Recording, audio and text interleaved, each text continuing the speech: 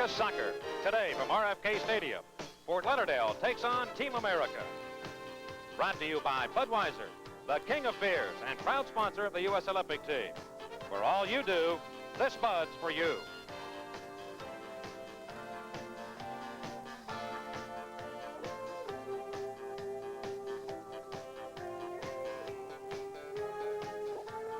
Last Wednesday night, the Fort Lauderdale Strikers played in Tulsa. The Strikers opened the scoring in the first half on a goal by Teofil Cubillas.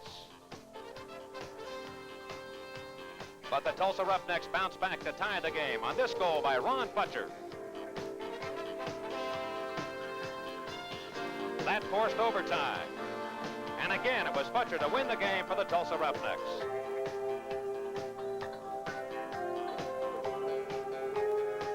On Thursday night, Team America won its second straight game and vaulted into first place in the Southern Division on this goal by Hayden Knight that propelled Team America into first place. And this great save by Team America goalkeeper Paul Hammond on Tattoo. Today, these two Southern Division rivals will battle it out at RFK Stadium. We'll hope you'll stay tuned. We'll be back with Gordon Bradley in just a moment. And everybody, this is Mike Lang along with Gordon Bradley here at RFK Stadium this afternoon. Team America battling the Fort Lauderdale Strikers, Gordon. Interesting matchup, two different teams. Two different styles of play here, Mike. We've got the players like Cubillas, Zagota, Brian Kidd, and of course their recent acquisition, Ricardo Villa, who's a World Cup Argentinian player who they just bought from the Tottenham Hotspur Club of England. They technically have got a lot of skill and should score a lot of goals. However, Team America, probably the best defensive record in the league, with Jeff Durgan and Dan Cantor and Paul Hammond playing tremendously well of late. They are a great defensive team. Don't eliminate, though, Team America's capability up front, because today sees the return of Alan Green, who's always been a prolific goal scorer. Alan will team up with Andy Parkinson, and that duo should also score goals, so it's certainly going to be very, very interesting. We will see in goal for the Fort Lauderdale Strikers, Jan van Beveren, who has been an all-star the last 3 years. We had a chance to talk with him earlier and ask him about what he thought about the concept of Team America. America concept. Oh, the concept is great. The only thing we have to wait for, if it pays off, you know, you can't do a thing like this for a couple of months or a year. You have to look at this on the long term, and if it pays off, if it will survive the whole soccer in the United States, it's a great concept. The only thing is now up to them, you know, to come up with the good results against the foreign teams, qualify for the World Cup, and then it's off on the way up. Thank you, Jan. Okay. Appreciate it. All right, we'll return for more action here from RFK Stadium, the start of today's game, after this word from your local stations.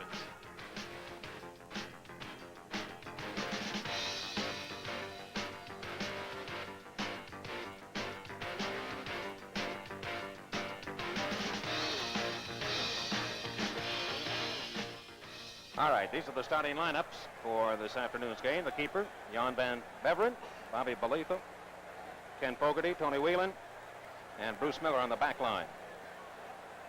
Midfield, Ray Hudson, Thomas Rongan, Ricardo Villa, and he'll also be joined by Cubillas, and they're the strikers, Gordon Bradley. Brian Kidd and Zagota. Now for Team America, and they will be going with Arnie Mauser this afternoon in the goal, an 0.87 goals against average. Second in the league to Tina Guattari. There's Mauser, and that's the back line. Savage, Durgan, Cantor, and Merrick. Midfield, Perry Vanderbeck, Pedro De Brito, and Hayden Knight, who had the winning goal on Thursday. Bravo. And up front, Andy Parkinson, Alan Green, and Boris Bandov operating on the left wing. Green has been a prolific goal scorer in this league, Gordon, in the North American Soccer League. Yes, he certainly has. He scored 26 goals in 1980, and of course, Algis Panagoulias, who you see there now, was looking for Alan to put more goals into the net today, something that Team America's been short of so far this season.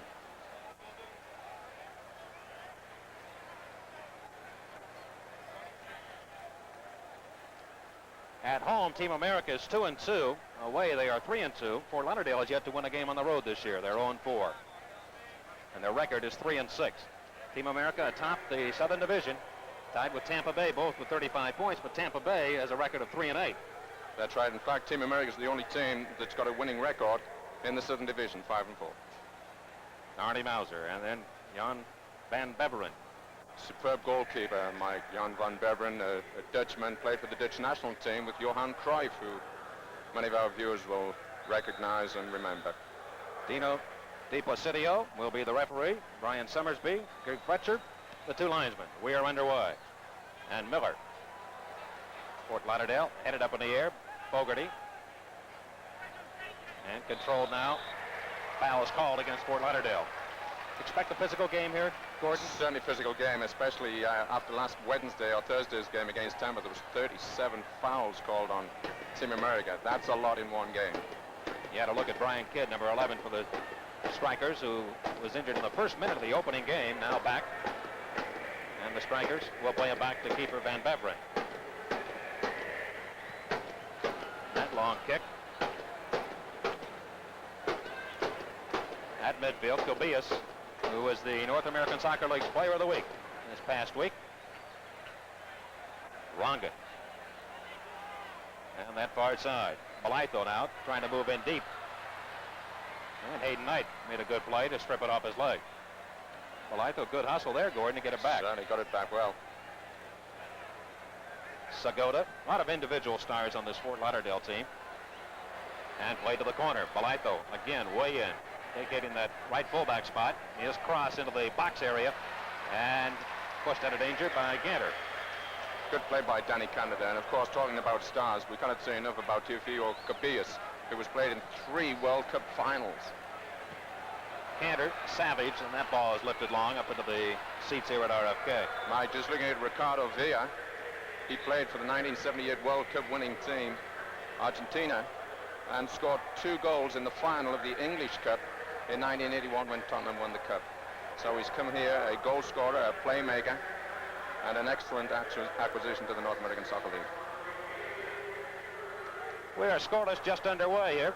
45-minute running half. We've played 2 minutes. And the goal kick belonging to Team America, Mauser, up to the midfield area. Vanderbeck now back on this near side to Savage. And his long ball up ahead, Alan Green. Went up in the air, unable to win it. Fogarty, now back and forth they go, and it is controlled by Fort Lauderdale. Rongan gave it away. Bandoff looking at left side, Hayden Knight moving instructions with his arm. Back to Bandoff. His cross, not headed out. Played right in front. And Team America unable to make the play right in front of goalkeeper Jan van Beveren. He had time to get the shot off. He placed it to the far post just outside, but it was a good shot by Pedro de Brito.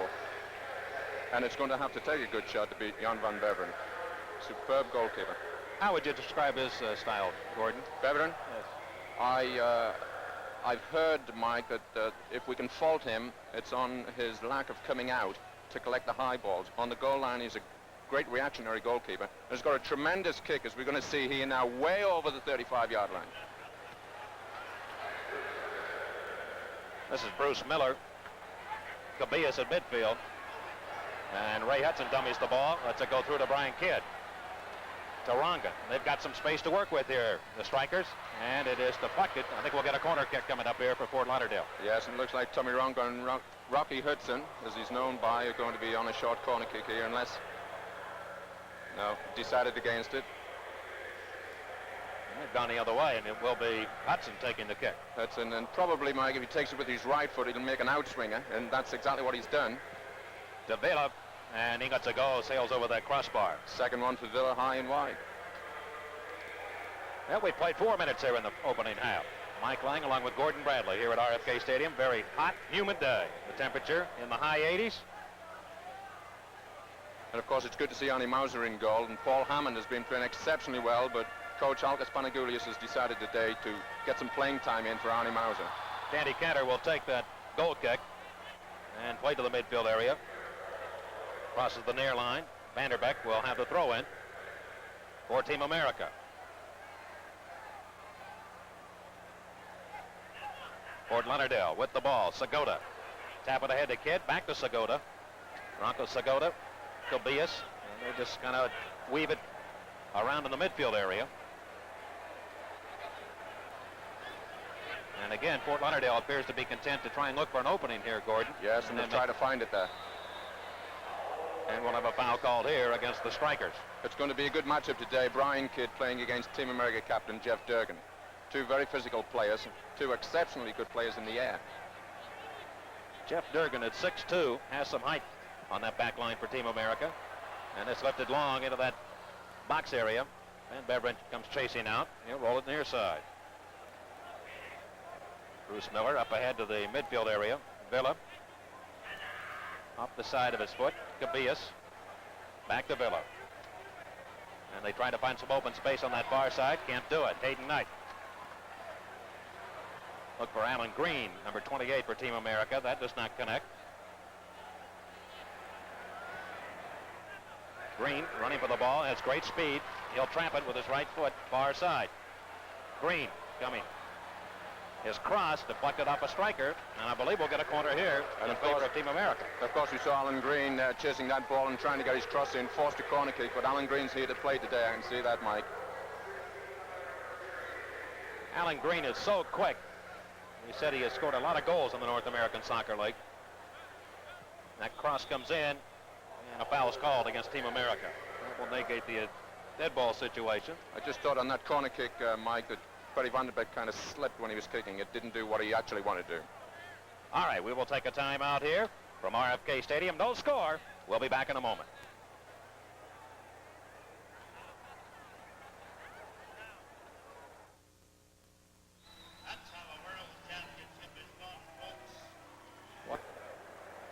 The injured striker down is Teofilo Cubillas, and he was hit in the facial area by a kick ball and went down in a hurry. Pure accident, Mike. We saw a volley kick by Andy Parkinson driven in the face of Teofilo Cubillas, and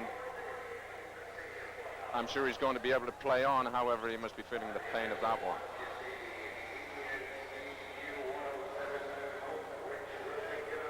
Well, to lose Cubillas will not be too good for the Fort Lauderdale Strikers. They have been hampered by injuries. A lot of clubs this year have been hampered by some injuries. See if we can take a look at possibly what might have happened to Cubillas. He's now sitting, trying to regain his composure a little bit. It doesn't seem as if he knows where he is, and Rocky Hudson giving him some attention there along with the trainer. He is the Strikers' leading scorer, is Cubillas, with 6 goals on the year and 13 points overall. Nice to see Andy Parkinson caring for him also. Here it is on a replay. The ball coming. Comes up in the air. Andy Parkinson drives it with his left foot. And there's Cubillas coming in on the side of your picture, right into his face. Knocks him clean off his feet. But now good to see him back on his feet, recovered. I'm sure he'll shake it off. Ray Hudson saying something to Cubillas. Probably the referee asking if he's all right, knows where he is. And nobody wants to see a player leave the game, especially a player of Cubillas' skill. The throw-in belongs to Team America. And Bruce Savage, 22-year-old, out of Miami, went to Miami-Dade North Community College. And he will put it back into play. It'll be Alan Green. Nice play by Green. Parkinson on the move. He is taken off his feet. Play goes on. Parkinson looked for a call, but none to be. I think it was a good decision by the referee there. And also a good one there. A foul on Alan Merrick by Brian Kidd. Of course, 2 Englishmen there. Brian Kidd out of Manchester United, Arsenal and Aston Villa, and Alan Merrick out of the Birmingham area, the Midlands area, now as a naturalized American. We are still scoreless here in the first half of play. Fort Lauderdale and Team America. Team America 5-4 on the year. And this time the ball will belong to the Strikers. They will put it back into play. Miller over the head. Ken Fogarty, who has just come off 2 knee operations this past year. And actually, Mike, 4 in total. So a player that's gone through 4 knee operations in the last 2 or 3 years has got to be something to come back and play in the North American Soccer League. Van Beveren in his 4th year in the North American Soccer League. Long kick again. He can boot the ball. Kidd tried to settle it, could not. Now Hudson chips it into the box, and Mauser reaches up easily to take it. Arnie's first save of the day. Nice to get his hands on the ball. Savage playing that right fullback position. Parkinson chest trapped it, and he was pushed from behind. Tony Whelan. Very well played by Andy Parkinson there. Wouldn't be pushed off his ground and held his ground and chest trapped it. However, the defender, Tony Whelan, gave away the free kick. Jeff Durgan taking this free kick for Team America. And Durgan puts it up into the box. Well placed up in front, and Van Beveren pokes it away with his arm. Now Vanderbeck to the midfield area. Durgan near side, and Team America seems to have some momentum going right now. Certainly do. Good diagonal ball. DeBrito put it in for Green. Left foot kick.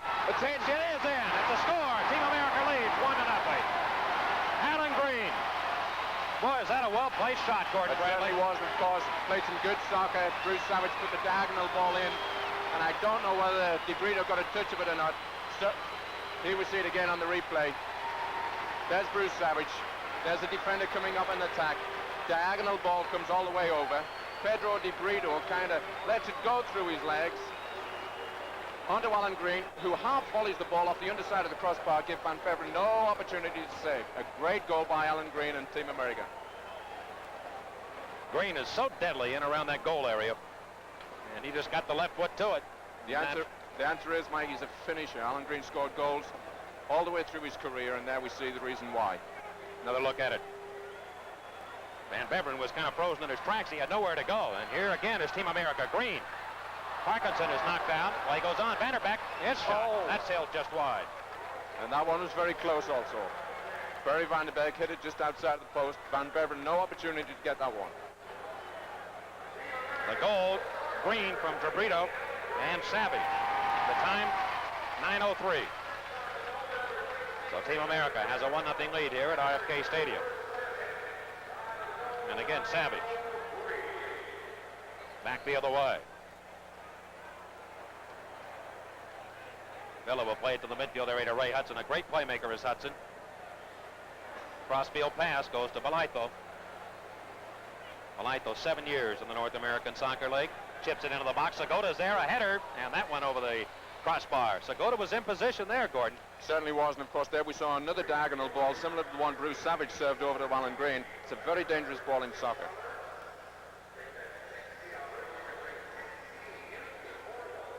And Cantor again to take the goal kick for Team America. Mike, certainly nice to see Thomas Rongan return here. Played for the old Diplomats on RFK Stadium several years ago. Nice to see him back here. Hayden Knight skims it ahead. Green going for it. That good speed, but he overran the ball this time. And the strikers will counterattack. Balaito looking to move up. Not a good pass taken by Parkinson to Alan Green and tackled away. Dangerous play there. Yes, it was a dangerous play. So the ball given to Team America. Green with room to work with. Goes to the corner. Alan Green very quick. His cross into the box. DeBrito lets it go. Vanderbeck has it. Right foot shot. Just missed the net. Tremendous shot. However, I think the referee's called a foul against Team America. Mike, it's very interesting to note that ball down the left wing had Alan Green going against Fogarty, and Alan's got a tremendous amount of speed, and Fogarty, we've just said, has had 4 operations, so Alan can certainly outpace him.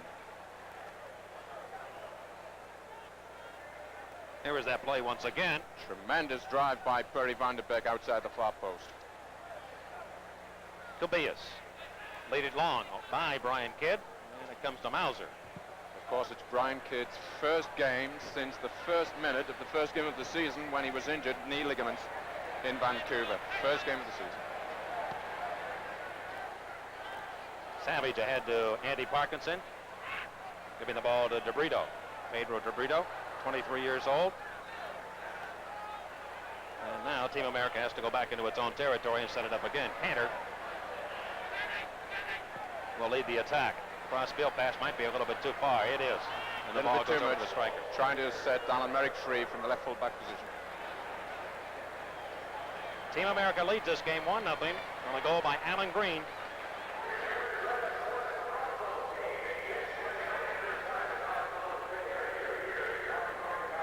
Team America winning 1-0 on Thursday night against Tampa Bay. Into the corner, Segota chips it up. Look out here, and Mauser reached up and hauled it out of the atmosphere. The kid had an angle on that play, as did Mauser. Mauser able to use those hands. Yes. Was able to pull it down. And of course, it's a good job he's 6'3". However, I think he's given a foul against Kidd. You see a replay, the ball. I guess we don't see a replay. Arnie Mauser taking his time. Yes, we do see a replay. There's the volley kick all the way over to the far post. Arnie in good position, collected at full height. Brian Kidd comes in and causes the tackle and a foul. Now another foul called here. Now the game has started out very quietly. It seems to be picking up in intensity as far as the physical play a little bit, Gordon. Certainly, I think we can count the fouls more than the teams, maybe 20, 25 on each team today. We've almost played 15 minutes here with the first half, and Team America leads 1-0. It'll be Ray Hudson. Hudson, pass to the edge of the box, cleared away. Parkinson was pushed from behind. Play goes on. Vanderbeek, good ball ahead for Green, and Whelan outpaces him. Green just could not quite get there. But Green is creating opportunities here. He's opening things up, it appears to me, for Team America, Gordon Bradley. Certainly is, finding the space, going into it at the right time, and then he wants the ball delivered to him. Whelan to the midfield area. Ray Hudson had it stripped off his leg. DeBrito. And to the near wing for Savage. And Mike, here on the right full-back position, Bruce Savage, I think we've got Mr. Consistency here. Played excellent season. Whelan able to intercept. Gobias ahead now for Hudson.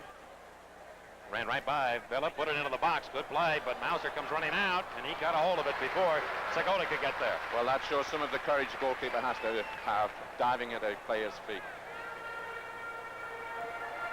29-49 left here. First half of action. Mike Lang along with Gordon Bradley here at RFK Stadium in Washington, D.C. Hudson.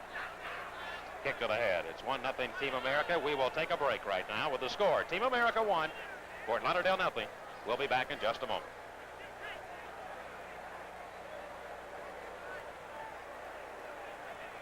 Team America leading 1-0 over the Fort Lauderdale Strikers. The Strikers had a little bit of offense in the early going, but Team America now out shooting them 4-3 and lead the game 1-0. The cross into the box area. And Miller heads it over to the near side. It'll be a throw-in. An excellent cross there, Mike, by Alan Murray. Got a very educated left foot. Can do practically anything with that ball. America's played an awful lot of midfield in his career. Now at that left back position, and a pushing foul called here against Team America. Mike, in the concept of building Team America, you know, Fort Lauderdale loaned 3 of their players to the Team America concept, and of course those 3 players, Arnie Mauser, Bruce Savage, and Andy Parkinson. Good to see them playing today. And of course Dan Kanda is another one, makes that 4. Olitho had it deflected off Hayden Knight. Olitho has been a winner for most of his North American Soccer League career. Was with Vancouver for quite a while. The powerhouse teams they had. Gobias giving the ball to Kidd. Dishes it off to Villa. Now to Gobias. Just a little touch pass looking for Hudson. And Vandoff got up in the air to head it out of danger. And we're starting to see some pushing here. A little bit pushing there between Villa, Gobias and Jeff Durgan. And the foul given against Gobias. Durgan is just 21 years old. At a Stadium High School in Tacoma, Washington. Spent 3 years with the Cosmos. And one of the real up-and-coming, well, he really is. He's here now. Certainly is. And 3 all-star performances by him each season. Gobias developed, who was just recently signed, as Gordon Bradley mentioned to you, trying to find his way a little bit here in the North American Soccer League. Olitho. And that doesn't find anybody except Arnie Mauser. Certainly confidently taken by Arnie. Mauser, 28 years old. From Brooklyn, New York. Yes. Good long lead pass. Now they look for Green. They've got him in the box. Alan Green, the chip, just over that crossbar. Boy, Green's got so many moves. He's such a pleasure to watch play because the keeper doesn't know what he's going to do with the ball at any time. tuck. Exactly, and of course there he used his intelligence and just tried to chip the ball over Van Beveren's head, who was 2 or 3 yards out of goal. Great effort by Alan Green. You know, and how many times, Gordon Bradley, do you see strikers or people up front just trying to overpower a goalkeeper? But Exactly. Green uses Very intelligent in the box. There he is again. Just looks around, chips it over the top, and just over the top of the bar. Team America leading 1-0. 25-20 left first half. Large crowd on hand this afternoon at RFK Stadium. Great crowd, Mike, isn't it? Great crowd. Must be 40,000 in the stadium already. And Mauser with the long kick. Won momentarily by Fort Lauderdale, but Vanderbeck will get it back. And he lost it to Tobias. Foul is called against Fort Lauderdale. Against Ken Fogarty. Of course, the players of Fort Lauderdale standing around the ball to stop Pedro de Brito from taking a quick kick. Unofficially, Fort Lauderdale has 5 fouls. Now this is Green again. Left foot kick blocked by Fogarty. Allen has such a short backswing, he gets that shot up very, very quickly to the surprise of everybody. His problem in his career has been injuries, especially hamstring pulls. Certainly, and that's his latest injury. De Brito. And we have an offside play called against Team America.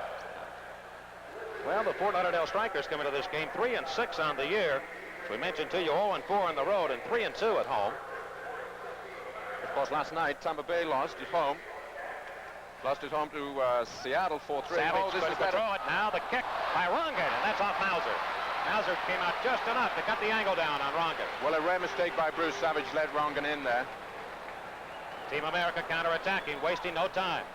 Bandoff, left side to Hayden Knight with some room. Back to Bandoff, just a little too far. Fogarty tackles it away. The ball belongs to Team America, however. Take a look at the Rongan move in tight on Arnold Mauser. There it is. Bruce Savage lets the ball go past him accidentally, and Rongan side foot volleys it right under the chest of Arnie Mauser. Good position by Arnie. Arnie didn't have much choice but to come out and challenge him. And we needed in that. Into the box, De Brito, and it's headed away by Fogarty.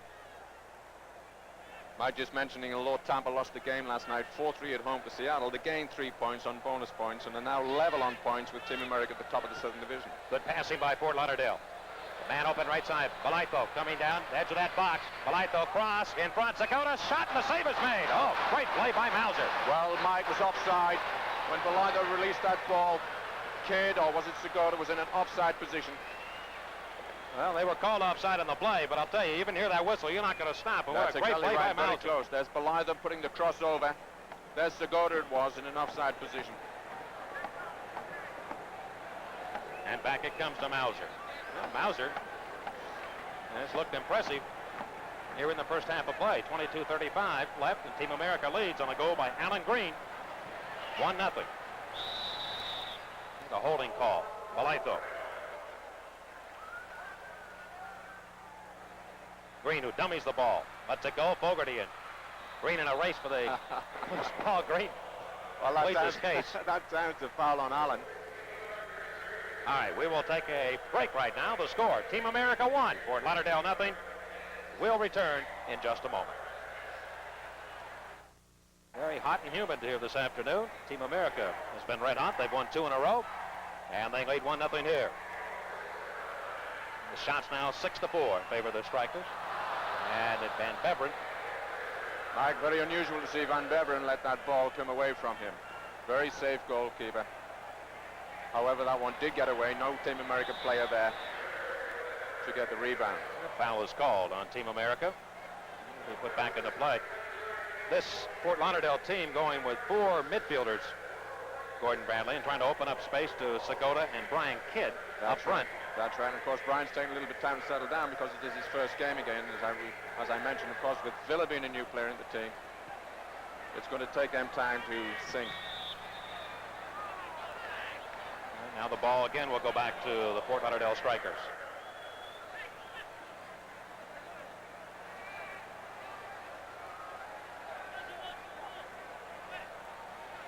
Alan Green scoring his 2nd goal of the year for Team America. Well-placed shot, upper left-hand corner as he would look at the goal. And Hudson now, 35 yards away. telling Cabillas to get in the pack. Hudson looks like he's pondering, like the thinker. And the team captain. Skimmed up ahead, and Mauser will haul it down again. Team America's success this year, they have not scored a lot of goals. They now have 10 on the season, but they've been pretty good at dead ball situations, set plays, although the green goal did not come off one. And of course, have only conceded 9 goals, which is excellent. Excellent defense. Phillip looking ahead for Segota. Malaito finally controls. He kicked, looking for Thomas Rungan. It comes back to Ray Hudson.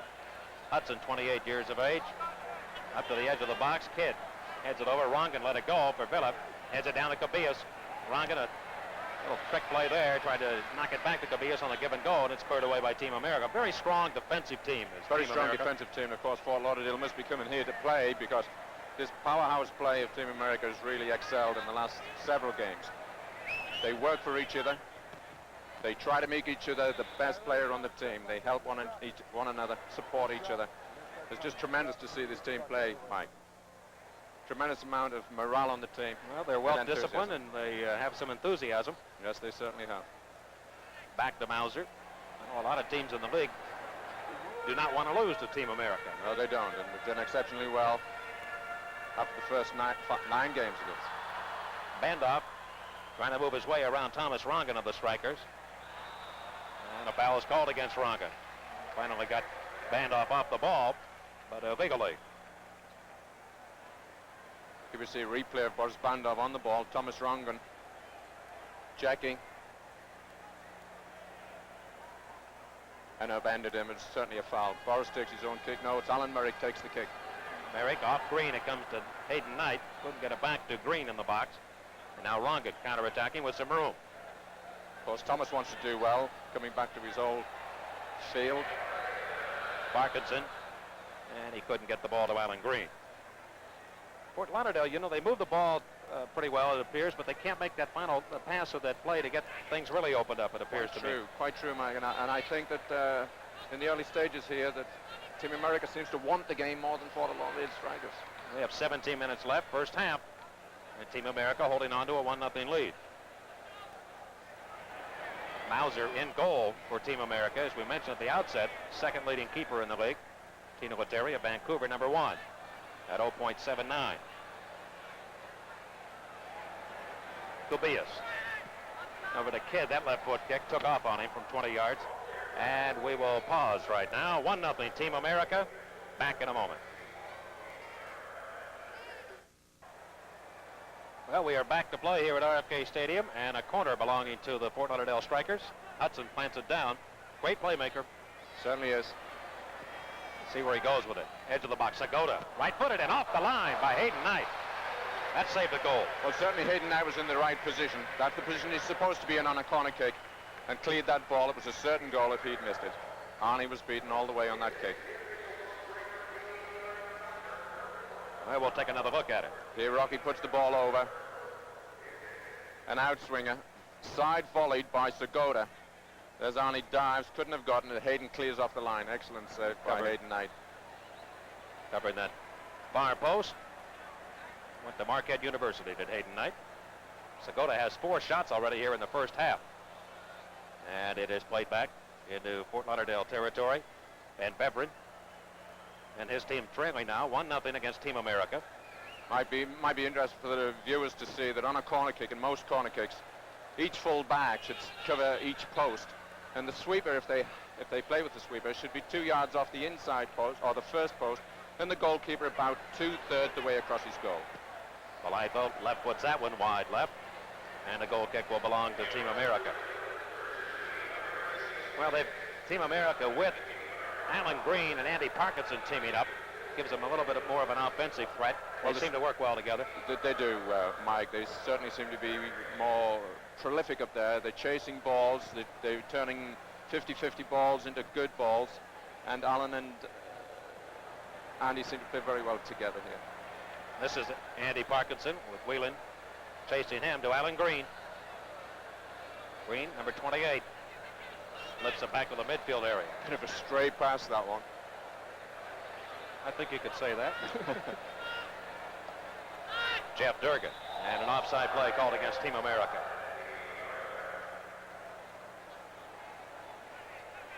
Interesting to note that Eddie Rogers, Team America's trainer and general manager Bo Rogers, were also working for Fort Lauderdale 2 or 3 years ago. Both, of course, with Team America now. And it will be controlled by Bandoff. Into the box area. Parkinson went high in the air. Now to Green. And his right foot kick went to the left of Ben Beveridge. Was it touched? I think it was touched. Yes, if it is, it'll be a corner kick. Corner kick. You see Pedro de Brito taking this corner kick. Of course, this is how we scored the winning goal against Tampa the other night. Similar situation. I'm wanting to see if Hayden takes up a near post position. There's Hayden on the near post. And the two central defenders on the far post. This could be dangerous, although it's going to be a right-footed outswinger. There it is. Parkinson collides with his own teammate. Loose ball right in front of that goal, cleared away.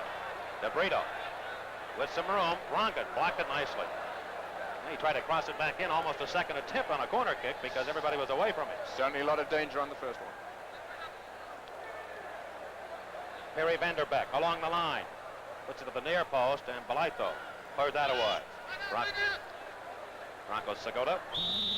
And a foul is called. Here we see that, yeah, we see that outswinger by Pedro de Brito. And I think it was Danny Kanda made a diving attempt to head it. There he is. The ball wasn't cleared. Jeff Durgan got a left foot on it, but it was cleared off the line. A lot of pressure by Team America. Ken Fogarty. Upfield for Kidd. One in the air by Durgan, but it comes right back to the strikers. And Segota. Very commanding in the airs, Jeff Durgan. Balaito, who I think has had a fine first half here for Fort Lauderdale. To Rongan. Swinging in deep, right side, one-on-one. Rongan along the line, tried to put it in front of the goal, could not. Good defensive play by Alan Merrick. But the strikers keep the pressure on. Kidd heads it down. Back to Kidd. And he lets it go for Cabilla's shot. Great save. Great save.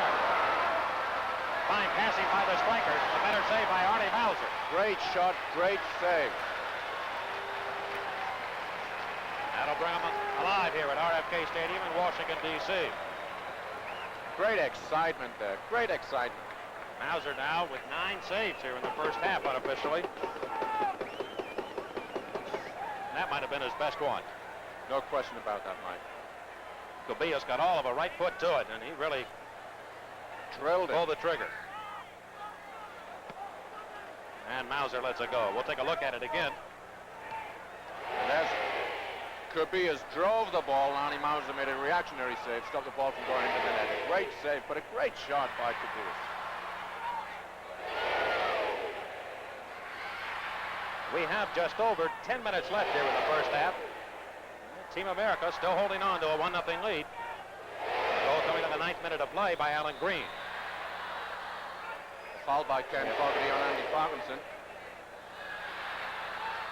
Interesting, you know, Mike, on Team America's 1-0 victory over Tampa on Thursday night. I was talking to him the night before the game, and he says, great to be back playing. He says, you know, I fancy myself for a goal today, and would you believe he scored the goal?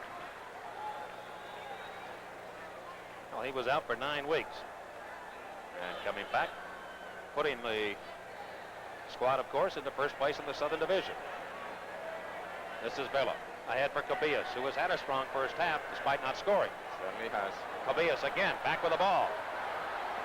Little touch pass to Segota.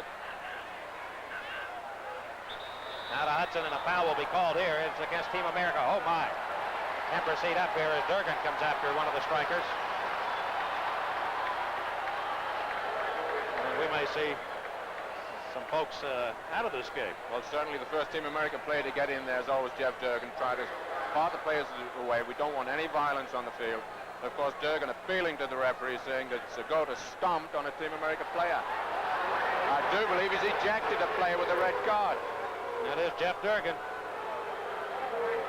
Well, that will not help Team America's cause at all. Durgan reacting to something, and he is long gone. Well, there's Cabillas. Puts the ball inside. Danny Kanda intercepts. Branko Segota on the ball. Canda's trailing him and tracking him down, and there we see the intended kick by Kanda. Segota upends him, and let's see what happens now. A little bit footwork going on there, nothing so dangerous, but of course Jeff comes over and gets a hold of Segota, and resulting from that, and I imagine that Jeff has said something to the referee, Jeff Durgan, I do believe, has been ejected with a red card. We'll only be playing with 10 men for the rest of the game. Well, you have to question Durgan's motive on that one, because Erie's team has a 1-0 lead, and it appeared to be a fairly innocent play. Well, Mike, I can only guess that maybe Jeff said something to the referee, possibly used abusive language. Well, we will take a break. 1-0. Team America leads here. We'll be back at RFK in just a second. This buzz for everyone who knows it. With Ray Hudson, the advantage now definitely belongs to the strikers. The ball played away. Parkinson on the move. Parkinson has room. His kick just over that crossbar. Was it touched by Van Beveren or not? That'll be the question now. It's going to be a corner. It was touched. Great individual effort by Parkinson. Here we see it again on the replay. Andy Parkinson outrunning Fogarty, chasing the ball down on the side of the 18-yard box, drills a right footer, and Jan Van Beveren just tips it, flicks it over the crossbar for a corner kick. Great camera work, gentlemen. Great camera work there. And of course, Mike, I don't think our viewers realize, but Algis Panagoulis has received a yellow card after Jeff Durgan was ejected with a red card. The coach of Team America, and the ball lifted up around that goal mouth area. Van Beveren went up high. Well, as I mentioned, the advantage definitely has to belong to the strikers now. Of course, not only do they have the man advantage with Team America playing shorthanded, but they have a lot of powerful offensive players in this lineup, and you take that one man away, it could be a long afternoon. And of course, that one man being the captain and the leader of this team, it's going to be a great loss. So we've got 10 men against 11, and Alan Merrick, the left fullback, has come into the center to mark Brian Kidd. Team America now will have to show some of that top defensive four. And Savage able to do that, and he kicks it away. Alan Green giving chase. Alan Green losing it this time to Tony Whelan. Whelan at 6'1", has an overwhelming height advantage against Alan Green. Green a lot of times finds a way to get around those He people. certainly does. And the strikers with Thomas Ronka pushing the ball back to Balaito. Now to Ricardo Villa. To Cabillas, and Cabillas looking to push the ball back into the box, unable to do so. Counterattack by Team America. Vanderbeck has good speed. No question about it. Has a man open left side. Bandoff for Parkinson it is. Parkinson lifted in for Green. Headed up. And that is across the goal line. Well, certainly Alan Green's made a difference in this forward line for Team America. Every time he gets the ball, he looks as if it's going to be dangerous or he could score a goal. What does that do to the defending line, too, Gordon? When Well, you got a player like that. Fort Lauderdale are playing against 10 men, but they want to make sure they don't go 2-0 down, because Team America are very good on counterattacks, as we've seen in the last 5 minutes or so. Savage losing it to Cabillas. Cabillas finds Segota alone. Segota dribbling, has a nice move around Cantor. Segota stops, still controlling, and his kick was blocked by Alan Merrick. Great support there by Alan Merrick on Dan Cantor.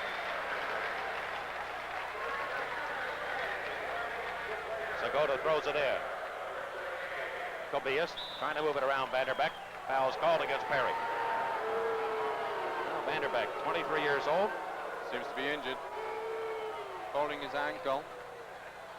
Perry, 5'10", 155, just 23 years old. Out of St. Louis, Missouri. And mentioned the other day that he captained the United States youth team. Also played for the Olympic team, and of course now for Team America. Well, we've seen so many good American players coming out of the St. Louis area. Really. Results last night interesting. On the West Coast, Golden Bay beat New York 3-1. Vancouver over Montreal 4-1, and of course on the East Coast, Seattle came into Tampa Bay and beat them 4-3 in overtime. Gordon, as Team America looks at this game now shorthanded by a man, what changes will they have to make against Fort Lauderdale to try and protect the lead? Well, just what has happened and what had to happen, Mike, is that Alan Merrick has to come in from the left flank position, and there we see a good shot of the crowd. Good crowd. Alan Merrick's come in from the left full-back position to cover Jeff Durgan's position in the centre of the defence, and Boris Bandov has dropped back from the left middle field into the left full-back position. We must have enough men, or sufficient men, defensively, and we've always talked about Team America having a good defence. We certainly have to see it today, because they've only been left with 10 men. Bruce Miller on the kick, and it is headed away by Savage, who, as Gordon Bradley mentioned, has been Mr. Dependable for the Team America squad this year. Certainly has. Segota, who is a goal scorer and has a great size. There's the fouls. Fort Lauderdale 10, Team America 9. Pretty even in that department, but again, Team America playing shorthanded by a man the rest of the way. Jeff Durgan ejected, and that is high and wide of everything. And the goal kick will go to Team America.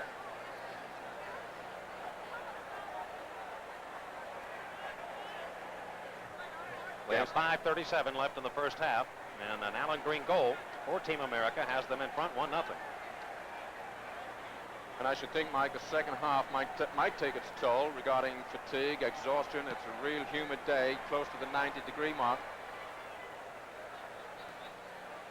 Villa unable to win the ball, hold on to it. Vanderbeck will. Harry Vanderbeck. 2 men to beat. He's beaten the ball. Vanderbeck moves in. Another one. His right foot kick, and that is blocked. Vanderbeck still controlling. Great individual effort right now by Vanderbeck to Brito, and his cross down low and cleared away by Fogarty. Well, that was just good hustle and some dazzling moves by Perry Vanderbeck.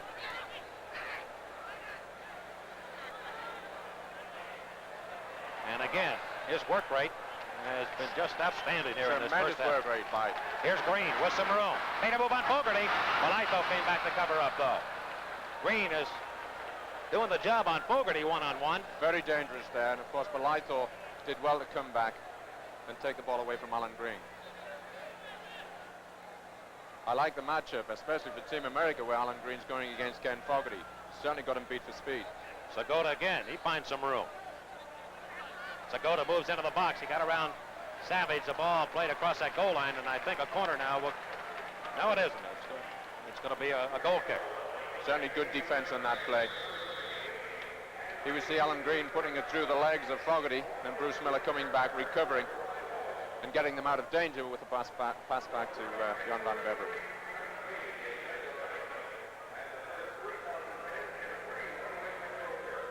Fort Lauderdale players going over to the bench for ice, water, anything that can cool them down. Well, Gordon, you've of course coached the Washington Diplomats for a few years and the New York Cosmos. You've been down on that field surface when the weather has been like this. Now, that's a 90-degree temperature converted, folks. And maybe you could tell us what it is like down on that surface. Well, you know, Mike, there's different degrees of heat, and of course Fort Lauderdale being from Florida, they're used to playing in the heat, but there are different types of heat, and of course in Washington, where it's tremendous humidity, it does take its toll in the second half, and we'll see a change. It probably will be a change in Fort Lauderdale because they're not accustomed to this humidity, where Team America will come on maybe a little bit stronger, although we cannot forget that they're playing with 10 men, and they're going to try and preserve and protect the 1-0 lead. Games today, we've got Fort Lauderdale, of course, with Team America here, and we've got Chicago, Toronto, and Tulsa's playing at San Diego. We'll have a replacement, Steve Wagerly. That's interesting. He's going to come on for Fort Lauderdale. Not sure who he replaced. Well, maybe I'll try and get an update for you on that. But Wagerly, one of the quicker men in the North American Soccer League. And talk about playmakers. Boy, they've loaded it up now offensively. Certainly have. Another goal scorer in Wagerly coming on. Alan Green, bump from behind. And I think a foul is called here. Evidently not. The throw-in will belong to Team America. Fort Lauderdale is an interesting team since 1977 and coming into the league. They have not had a losing season. No, they haven't. A very good team, and always an attacking team, an exciting team to watch. Mike, I do think it's Brian Kidd that's come off. I cannot see Brian on the field. No, Brian is on the field. Brian is there? He is there. Alan Green again, controlling, and that went wide. Just over 3 minutes left here in the first half. And again, the score, Team America 1, and Fort Lauderdale nothing. First of 4 meetings on the year. First of 4 meetings, yes. And Southern Division rivals. Ken Fogarty. He says he wants to be a writer when his playing days are over. We have a couple of fellas to do it. Ray Hudson of Fort Lauderdale wants to be a sports writer. Why would they ever want to get in this business? Of course, Hayden Knight out of Marquette University has played for the Montreal Manique. Into the box, Parkinson. And he did touch it. The throw-in belongs to the Fort Lauderdale Strikers. Hudson off the chest to Segota. Back to Hudson, left-footed. And Kidd bounced it down on the turf here. Natural grass here at RFK, and was picked up easily by Mauser. A good effort by Kidd there. Good effort by Brian Kidd. Green tried to win the ball. It is free at midfield, and Bruce Miller heads it to Cobias. And Cobias again with some room. Around a man. Cobias, edge of the box. Try to dribble it around. Bruce Savage unable to do that.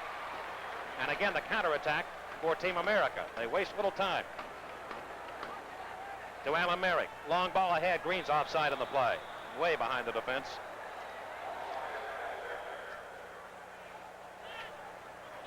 Mike, we've got Ricardo Villa has been substituted for Wegerle at the 40th minute. And again back to Mauser. Got to say well done Alan Merrick, although I don't think that was his intention. Ball came off the outside of his foot. Wegerle has played in 7 games this year, has just 1 assist.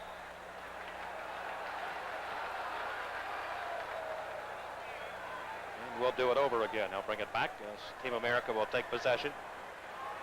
Just a little bit over 1 minute left now in the first half of play. Well, Mauser has been a stone wall for the Team America unit this afternoon so far. And no question, if they go in at halftime with a 1-0 lead, they'll be very, very satisfied. Very satisfied. And again, reminding you, those who may have joined us late, Jeff Durgan of Team America was ejected and left the game. So Team America will play the rest of the way, at this moment anyway, with 10 men on the field. If they should have somebody else ejected, of course, the numbers would go down. Team America, I think, would be content, as you mentioned, Gordon, right now, just to sit on the ball and take that 1-0 lead into the locker room. Just 24 seconds left. Certainly will. Of course, the pressure will be on Fort Lauderdale in the second half. And Fogarty has possession of it. Lead it up on the right wing to Balaito. Brian Kidd chest wrap it to Cobias. Time is running out here, and it is kicked up towards Mauser, and that is it. The end of the first half of play here at RFK Stadium. On a very hot, humid afternoon, Team America has the lead over Fort Lauderdale, 1-0. We'll return with halftime activities in just a moment.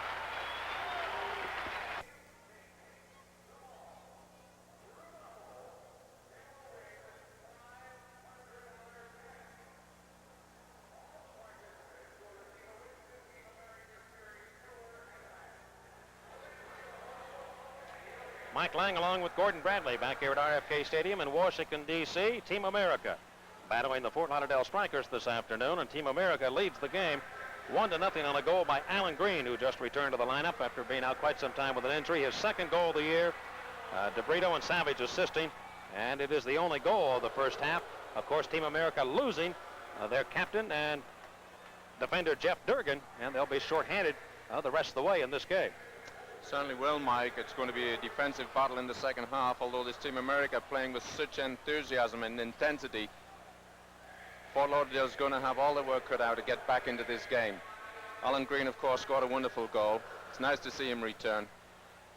And here we have Ricardo Villa, an international player coming in with Fort Lauderdale. The chemistry just mustn't have been right for Dave Chadwick, the coach. And, of course, he replaced him with Wegerle, Steve Wegerle. However, I do believe that Villa was limping somewhat and could have an injury. Nevertheless, Wegerle is a proven goal scorer, having played for Tampa Bay Rowdies, New York Cosmos, and now joined Dave Chadwick down at Fort Lauderdale. And I'm sure he'll be looking to make a name for himself in this game to see if he can help pull out a good score for them.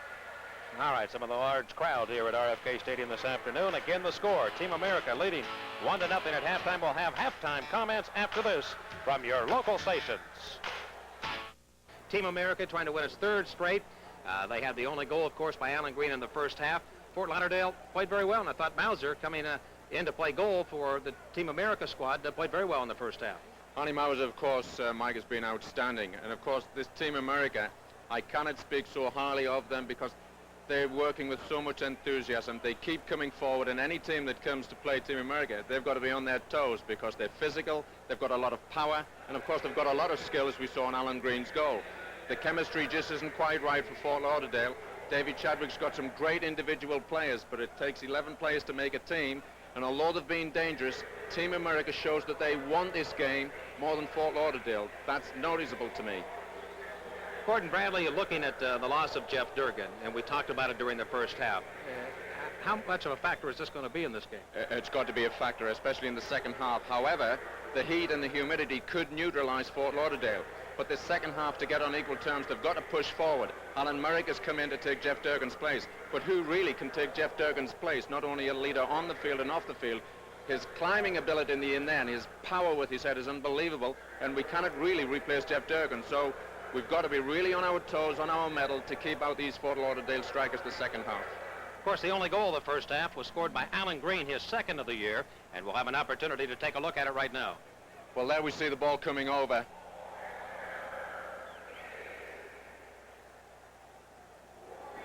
Jeff Durgan slides the ball to Bruce Savage, who's available for that pass, and he diagonals that ball all the way over. Pedro de Brito does a great thing, opens his legs, and lets it go to Alan Green.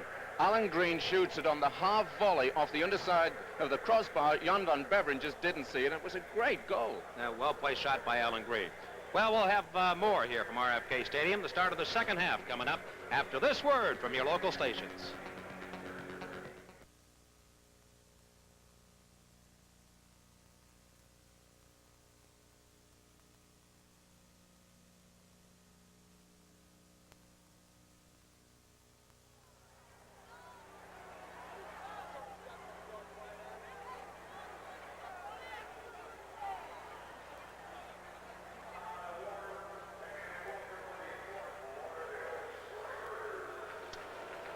Here our look at halftime statistics for both clubs, Gordon. Well, the shots seem pretty equal. Team America's got the edge 12-10. Fouls are pretty equal, 25 in the game, 13 to the strikers and 12 against Team America. Only 3 corners, that's interesting, the first half, and 2 to the strikers. Saves, of course, 6 by Arnie Mauser. Outstanding game by Arnie Mauser. 3 to Jan van Beveren. And you know, just looking out here this afternoon, Mike, great day. We were here at about 11:30 this morning, right? We saw the kids, the youth of this country playing soccer, the girls, the boys having a great time here. We've got 45 upwards for this exciting game, Team America Fort Lauderdale, and of course afterwards the Beach Boy concert. What better day can you have in RFK Stadium, Washington, D.C., the nation's capital? Team America coming on. A look at Alan Green, the only goal of the game scored by Alan. Notice Alan's had a haircut, seems to have it cut right down there. The Beach Boys made it back to Washington. Yes, they did. Invited here, and they are going to have, after the concert here this afternoon, a visit with the folks at the White House. Well, that's wonderful. And of course, they're doing a half hour for the Special Olympians at the White House, and I think that's just fantastic. There's Arnie Mauser, who had 6 saves in the first half of play. There was some question as to who would be the starting goalkeeper here this afternoon. Hammond, of course, coming off the victory on Thursday in a 1-0 win. Of course, no problem with Paul Hammond. He's a proven goalkeeper. He's played exceptionally well this season. However, I know Algis Panagoulias wants to keep Arnie Mauser in touch, and therefore he's made the decision to play him today. And I think it was a wise decision. It was a good decision. Jan van Beveren, his counterpart, in the net. They change ends here for the beginning of the second half. Interesting, you know, Mike, that not now when we're looking at Van Beveren, but a goalkeeper generally goes to the 6-yard line and scribs his mark so to indicate where he is when he's out of the goal. Of course, there's David Chadwick trying to incur some confidence into his team and into Jan van Beveren. Very likable gentleman, David Chadwick. Very likable coach, 39-year-old, and I know he's glad to be back to Fort Lauderdale, where, of course, he was a player for that team. There's Algis, looks somewhat calm outside. I'm sure he's chomping at the bit inside. Chico Boya, who may be coming in to replace Alan Green in the second half. And to his right, Saliascu. And here we go, second half underway. Vanderbeck. And remember again, Team America has only 10 players on the field. Jeff Durgan was ejected in the first half of play. Drew the red card. Alan Green working against Tony Whelan. And now to DeBrito.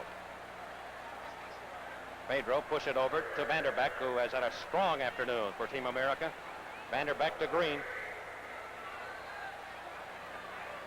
Green dancing with that ball.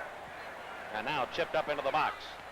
And Balaito heads it over right to Hayden Knight. Knight falling down. Where's the foul going to go? It's going to go against Fort Lauderdale. Hayden Knight. I think it was outside of the box. If it would have been in, no, it's going to be, if it is, indirect kick. It's inside, but it's indirect for obstruction. He's called indirect obstruction there by Balaito. And given an indirect free kick. Hayden Knight, who had the game-winning goal on Thursday night. Of course, Hayden did very well here because he hung out on the far left side to get that ball that came over the head of Balaito, and of course Balaito just obstructed his movement forward. So it's an indirect free kick to Team America. Hayden seems to be injured. It didn't seem to be a nasty obstruction by Balaito, and I think he's going to be all right. It was a good call by the referee. It was a good call. However, now this is a good dead ball situation. Set play coming up here for Team America. Well, definitely, he was in the box. If it had been a major foul, that would have been a penalty kick. However, it was a minor obstruction called, so the ball has to be relayed off another player, whether it's a Fort Lauderdale player or a Team American player. And of course, the free kick was given to Alan Green, and he curled it into Van Beveren's hands. We have another score in the North American Soccer League at halftime. Chicago and Toronto tied at 1 apiece. Well, Toronto's certainly an improved side this year, and now they've got Bettega, the outstanding player from Juventus, the famous Italian club. Whelan, move it up, Bruce Miller, and Whelan tried to save the ball. It goes into that far corner. Mike, I think we're going to find that it's going to be very, very difficult for the players to keep concentration this half because exhaustion is sure to set in. Fogarty tending to his own back line. Ahead now to the midfield area. Kobias to the near side to Bob Balaito. Balaito in the early going of the game was overlapping, moving in quite a bit. Now he's kind of backed off. He'll push it up to the edge of the box. Alan Merrick.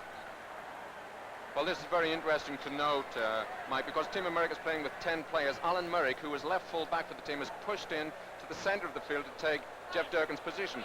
Boris Bandoff has dropped into the left full back position, Hayden Knight into the left midfield position, which allows Balaito, that right side, to come up a little bit.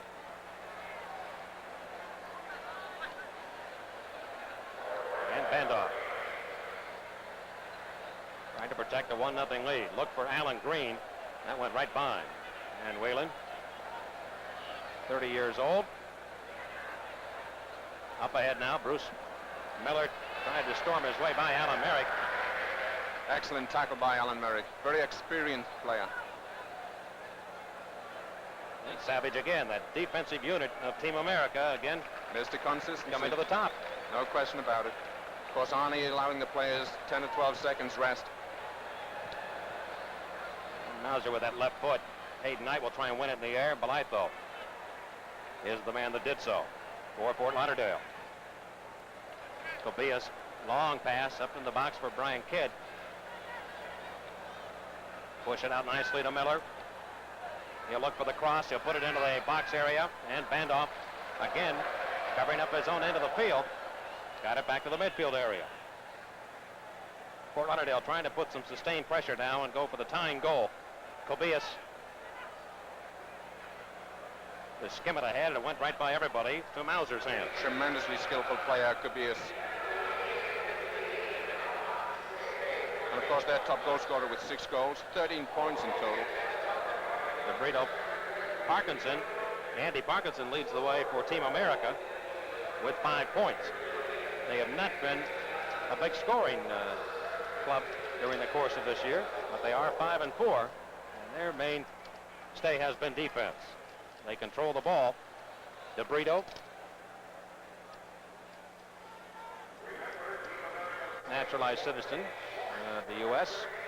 Coming up the near side to Hayden Knight. He's pushed from behind by Balaito, and that foul will be called. Certainly a foul.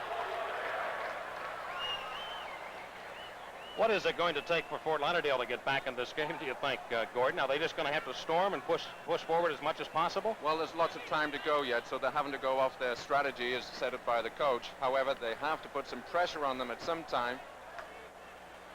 And they've got the players, Mike. They've got the players to do that. They're well skilled, no question about it. Whether they want it enough, that's the question. Tobias surveying the scene, and he'll put it up into the box. And it's an offside play called against Fort Lauderdale. They seem to move the ball well from their own end up to the midfield area, but trying to penetrate that box and make the final play, they've had some trouble, although they have had some good shots on Arnie Mauser. No question. Balaito heads it up. Whalen just puts it down on the natural grass here to Van Beveren. And his arm pass out left side to Miller. Miller is 26 years old. Out of Canada, went to Simon Fraser University. And he'll left-footed ahead. Merrick's the guilty party on this. Well, it was the guilty party, and it was a foul, but the intensity which Alan Merrick and the rest of the team are using this afternoon is just a credit to Team America.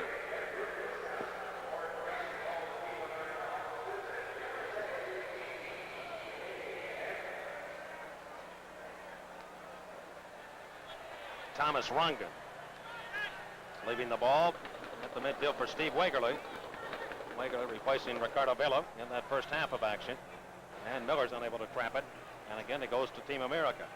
Well, Paul Hammond of Team America, not playing in goal today, has 3 shutouts on the year. An 0.84 goals against average. Arnold Mauser came into this one at 0.87. He has 1 shutout.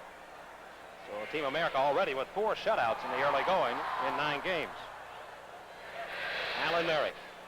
Long ball, but it comes right to Balaito of Fort Lauderdale. So Whalen playing on that back line for the Strikers. Of course, we see that right side open, which we know about. Team America shorthanded by a man, Jeff Durgan, ejected in the first half. And again, it is the Strikers unable to make the play into that box area. And the defense of Team America that shuts them down. Well, it's not going to be easy for the Fort Lauderdale Strikers to score because the 6 or 7 defenders just packing that area. Interesting to hear Hayden Knight's there. It's the Pac-Man defense that just gobble the opposition up. Hayden Knight let that one cross the line. He will be throwing the ball in. Interesting to note that one of Hayden's sisters was voted Miss Latin America not too long ago. 7 brothers and 2 sisters. Parkinson heads it over to Alan Green, to Perry Vanderbeck. He lost control. Wagerly now for the Strikers. Very closely marked by Vanderbeck. Goes to Kidd, back to Wagerly. Wagerly, little dancing moves to Kidd, and he finds nobody in the box area. And that ball belongs to Team America. We will pause right here with the score. Team America wide. Fort Lauderdale nothing. We'll return to RFK in just a moment. We are back to action here at RFK Stadium in Washington, D.C. Team America leading Fort Lauderdale 1-0. And Hayden Knight, who just moments ago during our break almost scored a goal to give the Team America 2-0 lead. Just missing. Hopefully we'll get a chance to take a look at that. Here is Brian Kidd. Kidd has played a little bit more than I think people thought he would. Wagerly, right side. And they look for Hudson. Vanderbeck again breaks up the play, and it'll be Parkinson back to midfield. Wagerly moving on Parkinson now, cuts inside, the edge of the box to Ray Hudson. Hudson spin it off to Balaito of the Strikers in the air, and it is controlled by Mauser. We'll take a look at what happened while we were away. Well, that would say Alan Green be the defender coming in along the goal line, drills it over, and there's Hayden comes in to meet the ball and completely misses the ball altogether. Well, it just ricocheted off the outside of his foot, but we could have been, or Team America could have been 2-0 up just on that play. On the attack, Whalen for the Strikers. He crosses, look out, and Mauser reaches over to take the ball. Brian Kidd was trying to get himself into position. There are the shots for the second half. Well, we certainly got to credit Tony Whelan for getting past Bruce Savage. It's not every day of the week you do that with Bruce Savage. And, of course, Arnie Mauser's positioning was excellent. He dove out and stopped the ball from going across to Brian Kidd. Savage out of Hollywood, Florida. 2 years in Atlanta and 1 year with Fort Lauderdale in the NASL. Handoff deflected that one off Wagerly. So the ball will belong to Team America. 34-37 left here in the second half. And the goal by Alan Green of Team America. The only one so far coming the 9th minute of play in the game. 1-0. Team America leads. Hayden Knight crossing, has a man there. Vanderbeck moves in. His shot, it took off. Perry. Vanderbeck had an opportunity there, and Van Beveren knew that he was beaten on the play, but he came out just challenged him, and Vanderbeck let it go wide. Of course, Mike, I'm sure Perry Vanderbeck would have liked to have controlled that ball a little bit better than what he did. It just got that 2 or 3 feet in front of him. Jan Van Beveren came out. He would see it on a replay. While Van Beveren is injured, Hayden Knight takes the throw in. Right to Alan Green. Protects the ball, then sets Hayden away with a back heel. Hayden gets his cross in with his right foot all the way past everyone to Perry Vanderbeck. There we see him play it just that little bit too far ahead. He stretches his right leg and puts it high and wide. Now Van Beveren is down at the moment, the goalkeeper for Fort Lauderdale. Here's another look from a different angle. Well, a good right foot cross by Hayden all the way to the unmarked Perry, just a little bit too far in front of him. And Jan Van Beveren, although putting pressure on, didn't have to touch that ball. It went high and wide. Team America leads Fort Lauderdale here at RFK Stadium. We'll be back. Feet, and he'll be attended to the trainer of the Fort Lauderdale Strikers. Van Beveren was hurt on that play, and they do not have a replacement as far as a keeper coming in on their substitute. That's a very interesting point, Mike. Here we've got a situation where we play international rules. There's 11 players on a team. 3 substitutes are on the bench. However, the coach can only use 2 out of 3. Many times the coach decides not to come up with a substitute goalkeeper because it's a rarity for a goalkeeper to be injured. However, Jan Van Beveren is injured, but he has to stay in goal because they haven't a substitute goalkeeper, and coincidentally, Algis Panagoulias has not got a substitute goalkeeper on his bench either. Well, Team America has made a substitution with that brief injury timeout. Van Beveren and Chico Boria has come in to replace Andy Parkinson. Borod coming in is 23 years old.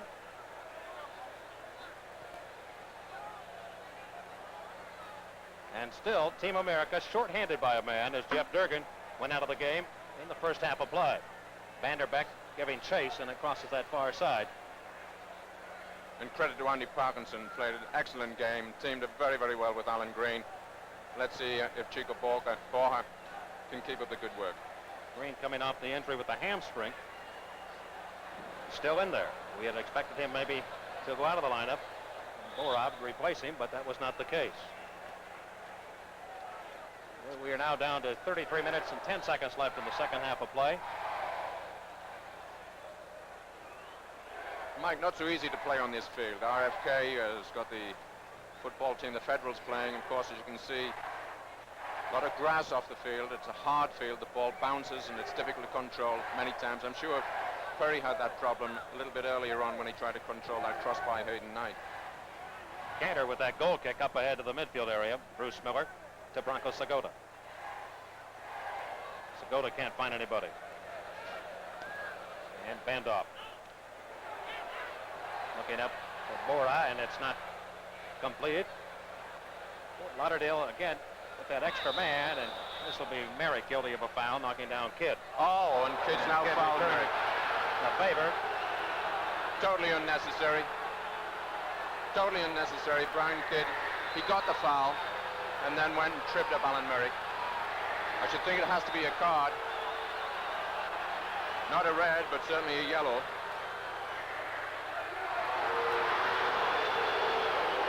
He's got it.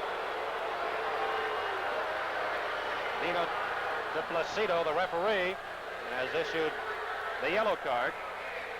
Well, Brian Kidd. It was definitely a foul by Alan Merrick. The referee blew the whistle, gave the free kick to Fort Lauderdale. However, Brian Kidd, totally unnecessary, tripped up Alan Merrick and has now resulted in getting a yellow card. Big boy Brian Kidd, 180 pounds, and a goal scorer. He has been all through his career. Led this club last year with 15 goals. And Kobias to that left side. Fort Lauderdale trying to get the equalizer. It'll go to Miller. And played away across the goal line. The corner now will belong to the Fort Lauderdale Strikers. Certainly got to credit Alan Merrick with the job he's doing, taking Jeff Durgan's place in the center of the defense. An experienced player, a leader in his own right. Of course, we always say that all players should be captains on the field. This looks like an in-swinger by Steve Wagerly to take the kick. And Mauser went high in the air to reach that. Well, that size helps, 6'2". Hammond, the other keeper for Team America, at 6'1", so they do have some height. Really do, and the high balls are no problem. Hayden Knight. Up ahead, Balaito heads it back to midfield. Wheeling back to Bob Balaito.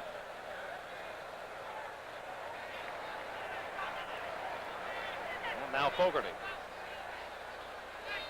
Ray Hudson. They'll look to make the play here. Goes that left side. Wagerly left puts it in. Kidd now back in front of the goal. Dangerous play here. Hudson with a shot. Hauser, a great save there. Hudson almost scored. Cleared right up the doorstep by Merrick. Hauser has been sparkling here this afternoon for Team America. And a foul is called against the Strikers.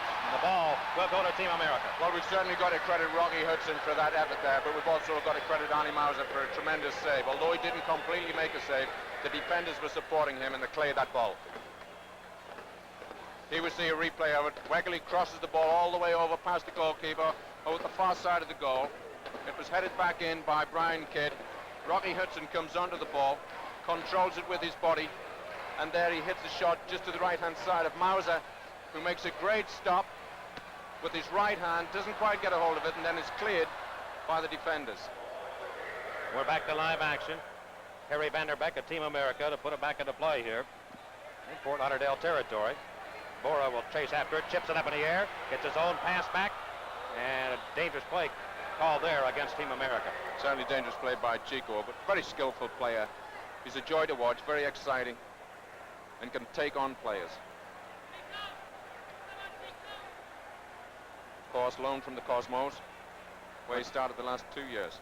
The New Jersey Institute of Technology. Yes, and scored 60 goals in his college, 25 in the last year. A goal scorer. And of course, Team America's top goal scorer, Mike, or is Parkinson? Parkinson leads the club in points accumulated. And Borja in goals. Fogarty. And to Cobillas. Cobillas giving the ball to Thomas Rungan. Bruce Miller now, they've got to start moving up, I would think, here, Gordon Brandley, and just really try and push the attack to get that tying goal. They have the man advantage. Certainly have, and of course they've got 29 minutes left to do it. Vandoff puts it out of that box area. Alan Green trying to run on the ball, and a dangerous play called here against Fort Lauderdale. So fast, Alan, so fast. We like the situation where he's 1 against 1, because with his speed and anticipation, his reading of the game, very experienced player. Bronco Segota.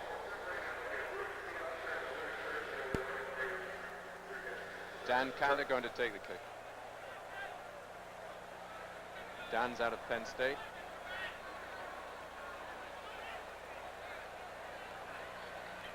And controlled by DeBrito. DeBrito running that right side. He tried to cross it over, and that would just sail off his foot.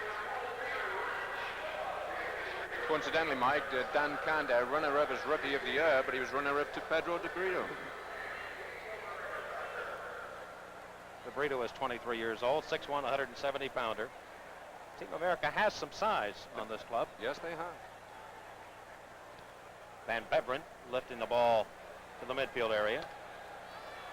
But it'll be Team America settling it and controlling, and Vanderbeck. Left side for Green, couldn't get it through to it. Bora makes a nice play. Green will try and shield the ball now. Offside. Offside play called here. I don't think Green heard the whistle. No, we didn't. We certainly didn't, because he was continuing the play. Now 2 strikers trying to converge on Savage. He lost possession. Wagerly along the line. Push it over very nicely. Segota. Back to Wagerly. Crossing to Kidd. Scored! Pretty goal by the Strikers, and they have tied the game at 1-1. Mike, it's a goal. It's a good goal. They played calculated soccer there. The cross came in, and Brian Kidd took his opportunity, headed it past Arnie Mauser. It was a good goal. Well, Wegerle really moving that ball around, and he made the play. Certainly did, and there he is. Got the ball before Savage. Puts the ball in to Segota, who brings it past, beats his man, gives it back to Wegerle, and then who crosses it with his left foot. Kidd comes in, dive heads it past Arnie Mauser. Of course, there we see a close-up of it.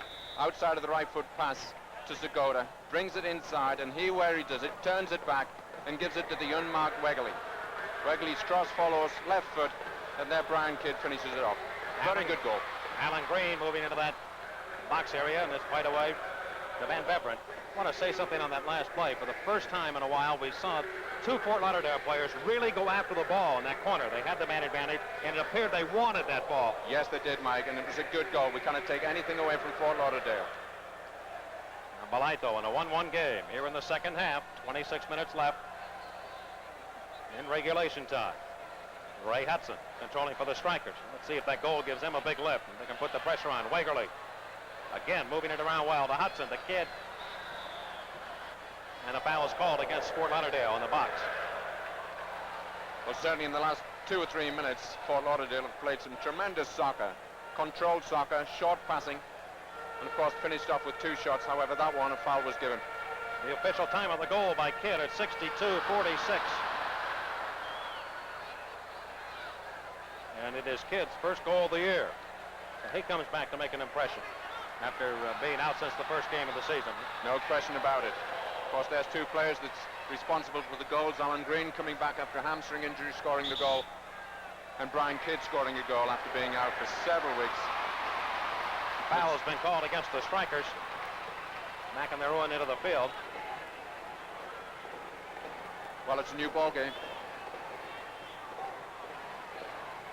Bandoff. Bora looked the situation over. And Bandoff crossing in the air. Hayden Knight just couldn't get the forehead to it. Still controlled by Team America. Bora heads it out looking for Hayden Knight. And Kobias makes a good play, but it's returned to Team America. Bora, a little heel pass. Well, certainly good intention there by Bora. After a great sliding tackle by Hayden Knight to recover that ball. Hayden certainly looked physically tired. There'll be a few players, and Bora is kind of limping back in the midfield area. Yes, and Hayden hasn't played a full game since he broke his foot in March.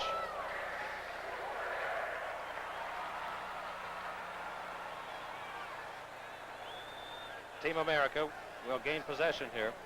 The foul against the Strikers. And Merrick chips it up ahead on the right wing. Savage went after it, but it'll be taken away by the Strikers. Kobias.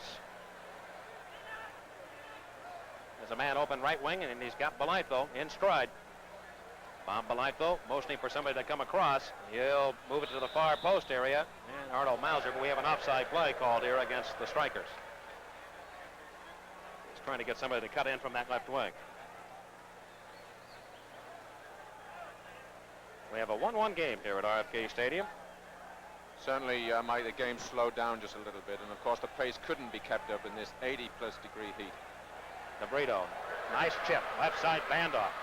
Bandoff crossing, looking for Green. It hits something, comes to Vanderbeck, trying to beat Whelan. He is hit from behind. Play goes on to Brito. At the edge of the box, Balaito heads it away. But controlled by Hayden Knight. Now Team America trying to move up. Knight puts it in to that box area. Bora is hobbling. There's no question he is hurt and struggling right now. No question about that. Chico Bora is hobbling. And again back at the midfield. Cantor got the ball, but it's to Vanderbeck. Bora chest cramp. Trying to beat 2 men. And unable to do that. Hudson push it ahead to Segota. Great outlet pass by Hudson. Yes, it was. And Segota moving up very quickly. Kobias is open left side. Segota tried to make the move himself. And Cantor made a good defensive play to knock it off his foot. Of course, Wegerle was open on the left wing, and we question whether Segota did the right thing there. However, Wegerle has got possession of the ball now. And he will go to Segota. Give and go back into the box. Coming out is Mauser, having to take control of it. And there's the courage of Arnie Mauser again. Played a superb game today.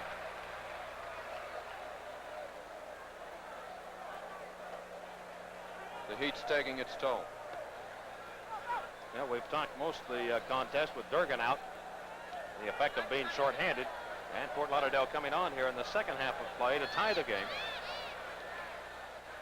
Harry Vanderbeck. And generally, Mike, the momentum switches to the team that just scores the goal. And, of course, they've tied the game at a great time. 21 minutes left. Time for many more goals by either side. Handoff moving to the left wing, unmolested. He'll cross it over, and Rongan will kick it out of the box. Tobias moves his way around traffic. Tobias right up the middle of the field. And open left wing. It's Kidd. And Kidd's left foot kick. That went wide left. We will pause right now with the score. Team America 1, Fort Lauderdale 1. We'll be back in just a moment.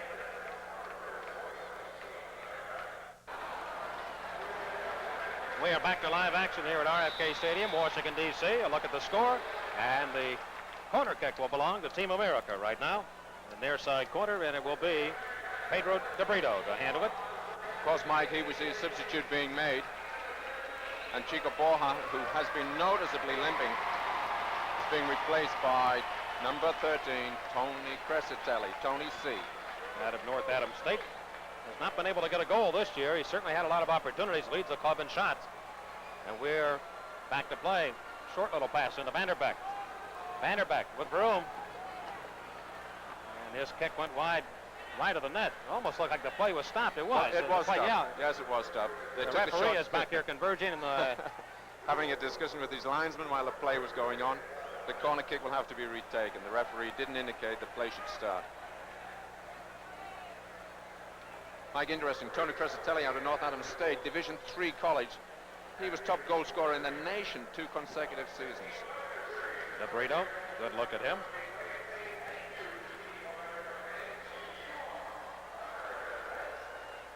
Now, what will be the setup here, Gordon? Well, certainly it's the right setup. Tommy Rongan on the post, 2 full backs on the post, and the goalkeeper 2/3 the way across his goal. So defensively well protected. Look, the canter on the far post went by him. Green, though, able to retrieve it in the right wing corner. Look for Savage, and it's picked off. And counter-attacking. The strikers 3-on-2. 3-on-2. Hudson moving up. Savage trying to get back in the play. Good defensive play by Merrick to break up the attempted crossing pass. Merrick again, clearing the ball to the near side. And he bought Team America some extra time on that maneuver. Alan Merrick has been outstanding today defensively. Game is tied at 1. We're in the second half with 19:25 to go in regulation time. Segota works the line, crossing, far post. That's by everybody. Well, it certainly looked like the ball was out and it curled back in.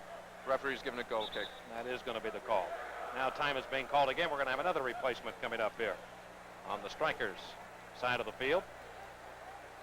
And Fogarty will come off. Ken Fogarty will head away to that far side. Well, he might be just talking to Coach David Chadwick. He might not be the man coming off. Some reorganization taking place. Tony Whelan will sit down. Tony Whelan will be sitting down, and we'll have the replacement coming in for him. I think it's big Roger Davies. That is who it is.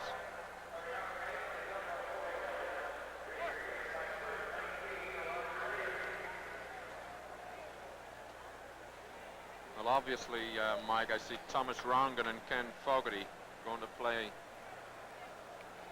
double central defenders with Bellardo and Miller on the right and left.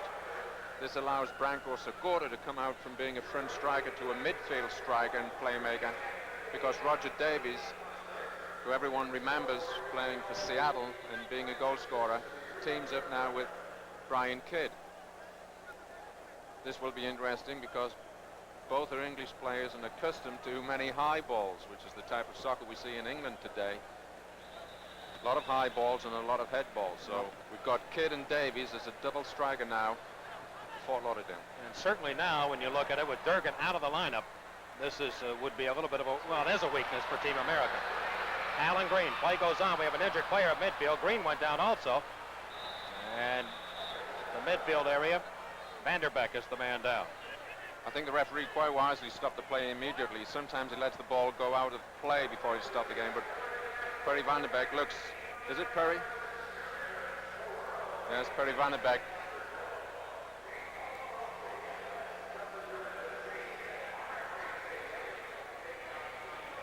We'll take a look at it. What happened here? He ran into Rongan. It looked as if Rongan got a foot in his stomach. And Green kept the play going. They said play on, and Green went right over the top of Fogarty. Working on the right thigh of Perry Vanderbeck.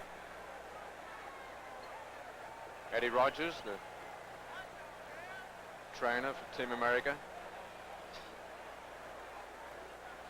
Well, we have a chance right now to take a break. We'll do so. We're tied at 1.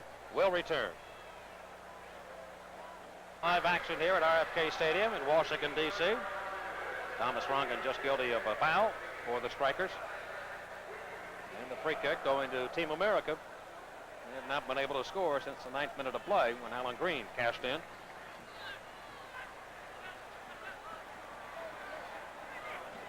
And it will be the Strikers with Kubias moving the ball along very nicely.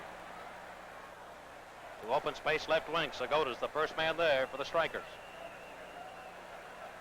Looks the situation over. We'll go to Wagerly. Wagerly outside the box. Bob Balaito shields the ball.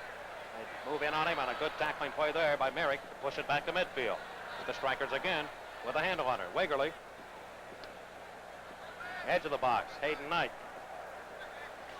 Mike, the appearance of Wagerly on as a substitute has definitely assisted and helped Fort Lauderdale. They seem to have come more alive. Davies with that long play to the far post, and Mauser again reaching up high to capture it. Certainly going to have to bring them a little bit more into the field of play to beat Arnie Mauser on those high balls. Well, the physical condition of both these clubs now will be of an extreme importance, I think. Determining factor, I'm sure. And again, Team America playing with only 10 men on the field. Sagota, the left side to Wagerly. And he will right-foot it off that goal line. Certainly one of Steve Wagerly's favorite plays, coming on the inside of the fullback and drilling balls with his right foot into the goal. Scored many goals like that. And of course, just getting back to Teofilo Cubillas, the Peruvian, Mike, a thoroughbred player in the twilight of his career now, but represented his country on many, many times and is a favorite down in Fort Lauderdale, especially with the Latin public. Tony Crescitelli.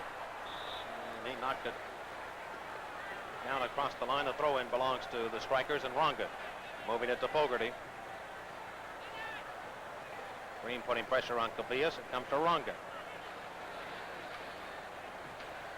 Team America has not really had any sustained threat for quite some time now, and the Strikers are the team that appear to be taking the upper hand. Could possibly be with the 10 men against 11. It's taking its toll now, that one missing man, and of course the missing man is Jeff Durgan. Hudson crossing. It is taken by Roger Davies in the air, and the offside play. Hudson was in behind. Just over 15 minutes left in regulation time. And reminding you that there is overtime in the North American Soccer League. Should we be tied at the end of 90 minutes of play?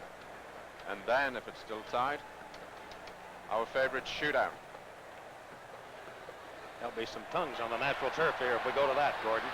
Sure there will. Very, very hot. Here's Vanderbeck trying to make a move, and his kick. It'll be a given to the Strikers. I wanted to wait and see whether or not it was going to be a corner kick. Well, it looked to be a corner kick. The ball seemed to ricochet off Fogarty. However, the referee's given the goal kick, and it's already been taken, and Cubillas is in control. I think the linesman helped make that play because he pointed directly at the goal box area. And Zagota trying to move around Savage. He is upended. Play goes on. Alan Merrick looked ahead for Alan Green. And again, it is Team America unable to push the ball up with any authority at the last few moments. Hayden Knight trying to make it happen. It comes to Green, now back to Hayden Knight. Knight is on the attack. Hayden's got Pedro on the wing, and of course the ball goes there. DeBrito trying to move around two men, and he is pulled down. A foul will be called against the strikers. Now DeBrito did a good job of helping draw that one too. No As he question moved about into it. traffic. That's part of the game also. Really is, Mike. And of course, here we see Perry Van der Beek coming up with Dan Cantor. They've got Tony Crescitelli and Hayden Knight in there, so a high ball to the far post can get some heads on it. Dan, of course, indicating that he's there. Pedro DeBrito sees him. And DeBrito with the right foot off the side, and he tried to put it to the short side. He almost got that one in. Well, that was an excellent effort. He hit it with the outside of his right foot and nearly caught Van Beveren unawares. Made him dive to the near post and just saved that ball. A great effort by DeBrito. That is the best scoring chance Team America has had in quite some time. Zagota rambling back, though, for the strikers. Game is tied at 1. Late here in regulation time, 13 and a half minutes to go. Wagerly chipping. Outside of the box, Roger Davies will settle it. Push it, nice pass through to Balaito. Balaito along the line, crossing, and he tried to fight up Mauser. Now the shot and the rebound. Saved by That is off the leg. Savage made a big defensive play. Great defensive play. DeBrito running with the ball. And Bruce Miller. A good effort for the strikers to take it away. The momentum belongs to Team America. And it will be across that far side. We'll take a look at it. Well, here's that free kick with the outside of the foot, and Van Beveren gets drawn to the goal line on the near post. That's certainly a near thing. And seconds later, would you believe, we're down at the other side. A hard cross, Arnie Mauser parries the ball. It's driven in here by Fort Lauderdale player and saved by Bruce Savage on the line. Great defensive play by Team America. Balaito looked as though he was going to take the cross, but he went to the short side. Certainly Mauser had did. to be very, very alert to make that stop. And Mauser plays it up to midfield, pushed from behind is Crescitelli. It is going to be a foul against Thomas Rongan and the strikers. And of course, Thomas and Tony have played with each other many, many times, and now they're playing against each other. Tony actually had a little short spell playing indoor with Fort Lauderdale a couple of seasons ago. But both familiar with each other's play. Right up into that box area, and that foul goes against Crescitelli, Tony Crescitelli, pushing off. And Steve Wagerly leading the attack for Fort Lauderdale. They have tied the game here in the second half. Gubias, Balaito over on the far side. he is wide open. Comes to the box. Band off the beat, makes a nice little move on him, goes to that line, cross it over, and it's going to be a corner kick for the strikers. Well, Balaito's coming on with some pressure here. He has space to work with. Exactly, Mike. We talked about Jeff Durgan leaving the field and Merrick going central defense and the other player sliding down. It opens the right wing for Balaito to come up, and of course he's penetrated in the last couple of minutes twice. Short pass in, Wagerly. Back to Hudson. And Hudson's going to go in the middle of the box, and Mauser reaches up. As I'm reading wrong, it appears that the strikers appear to be the stronger team right now, Gordon. At this moment, anyway. I think there's some fatigue showing by Team America, and the 10 men has certainly taken its toll. But they put up a magnificent defensive show in the last 5 or 10 minutes. Crescitelli into the box now. He's got Vanderbeck. He's got room. Off to Crescitelli. Right foot kick is blocked by Rongan. Well, that play developed. It will go across that line in a corner now belongs to Team America. You know, you see so many times a team will put pressure on, not score. The other team comes back and puts it in the net. Generally, how it happens. Alan Green going to take his own corner kick. Looking for some assistance. Would they vary this attack a little bit, or they will? Well, I think they're going to look for the high ball. They've got the height in there. There it is. Crescitelli up. Rongan won the ball. Vanderbeck, though, puts it back and wide of everything. And across that goal line, the goal kick belongs to Fort Lauderdale. Curry looking a little bit down with himself, but I think he did the right thing because he tried to drill it through several defenders, and I'm sure the goalkeeper would have been screened if it was on goal. So it was a definite chance. Rongan lays it ahead to Ray Hudson of the strikers. Kubias back to Hudson. And looking for Roger Davies. Davies beats his man. In it goes and headed away nicely. Cantor made a nice defensive play. Excellent diving header, Mike, by Dan Cantor. Stalwart defender. Cantor going way down low. Here we see Davies put the ball past Alan Merrick and beats him to it. And left-footed, hard and low, Dan Cantor comes in. Diving header and gives away a corner kick, which has also been cleared now. At midfield, Fogarty will come back to live action. Headed up far side by Merrick, and there's a look at the saves in the second half. Mauser with 5, and Van Beveren has picked up a pair in the second half of action. We have 9:20 to go in regulation time. Kubias couldn't get to it, but the Strikers do control it with Hudson in command of it.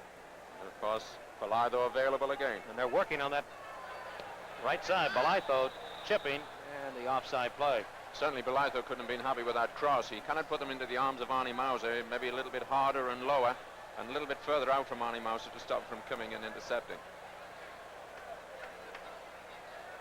The play definitely slowed down, Mike. Fatigue certainly a factor by both teams. And of course, this is when you have to really keep your concentration. Failure to do so, you could be punished and penalized. Belitho trying to lead it ahead right side to Segota, and he couldn't connect. And Alan Green to Hayden Knight. Knight has a little bit of room. He's going to try and make a move on Miller. Gets into the box. Knight crossing. And Vanderbeck trailed the play outside. It's picked up by Bandoff. Left foot kick, and that took off. Tremendous shot, but way over the top by Boris Bandoff. What a crowd. Must be 45 plus. Well, we're seeing an entertaining game here this afternoon at RFK Stadium. The goal scorers this afternoon, Alan Green for Team America and Brian Kidd for the Fort Lauderdale Strikers.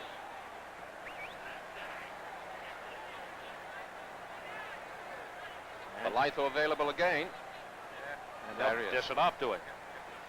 Why not? They've got a good thing going. They'll just keep attacking from that side. Fogarty taking the pass. Lifted up the edge of the box. Headed over. Hayden Knight getting to it and made the play to clear it. Good tackle by Hayden Knight. Must be tired, Hayden. Hasn't played a full game all season. Segota again making those moves into the box area, trying to keep control of it, and the foul goes against the Strikers. And of course, Mike, Hayden's got to stay with it because the two substitutes have been used. Hands on his hips is a sign of fatigue and tiredness, and of course that's what Hayden's doing at this time, but played a tremendous game, up and back on the field. Segota of the Strikers hobbling just a little bit as he comes out of that box area. And the free kick way upfield. Miller heads it down to Kubias. Boy, it almost seems every time you look up, Kubias is there. Playmaker, true playmaker. Almost anywhere in the field. Thoroughbred. Belitho relaying it to Roger Davies. Davies going to the goal line. Just too far for Roger. Yep. Goal kick. The fouls now, Fort Lauderdale total with 23 and Team America with 16. So maybe just the opposite of what we had thought Exactly. at the outset of the game. However, 39 fouls is enough to have in one game. 6 minutes and 40 seconds left in regulation time. Game is tied at 1. Kubias again moving with the ball. To Segota, back to Kubias. He tries to tee it up, can't do it. Savage clears it out of that box area. To Vanderbeck. Trying to trap it with the forehead. It comes to the midfield area. Rongan going to Ken Fogarty. Well, Fort Lauderdale certainly putting some pressure on now. Long ball and headed by Merrick of Team America. Back again to the midfield area. It almost appears now that Team America was just going to try and ward up the attack here and hope for a break coming back the other way, because they are in a defensive type of shell, and give the Strikers some credit. They're really pushing up. Here's Hudson moving to the box. Hudson, the kid, turns, left foot kick. Mauser right there. He'll catch it in the bread basket and hold on to it. Excellent save there by Arnie Mauser, and an excellent shot by Brian Kidd. Certainly for Well, Kidd with that big, strong left foot, Gordon. Certainly, and of course there's Hudson. Puts it up to the side to Kidd. And hits it on the turn. Left-footed volley. Draws Arnie down to it. Back come the strikers again. Hudson to Segota. They're looking to open things up. Wagerly for the strikers. Good to see Tony Crescitelli coming back and marking Balaito. However, Balaito's gone on the inside now with the ball. And now it'll go on the right. No, it won't. Tobias. Steve Wick. Yeah. Shot go, and we will now pause here from RFK Stadium in Washington. We're tied at 1. We'll be back.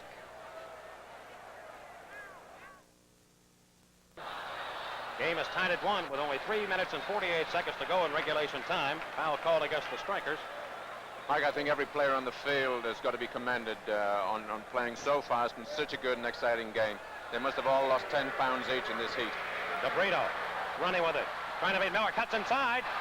DeBrito. Left foot kick wrong. And now Crescitelli with a right foot blast. And that is blocked. Excellent effort by Pedro DeBrito there, who is at the moment still down on the ground injured. Well, Team America with an opportunity. Unable to connect. And we can't afford to lose Pedro or any player at this particular time. Wagerly moving right back into Team America territory.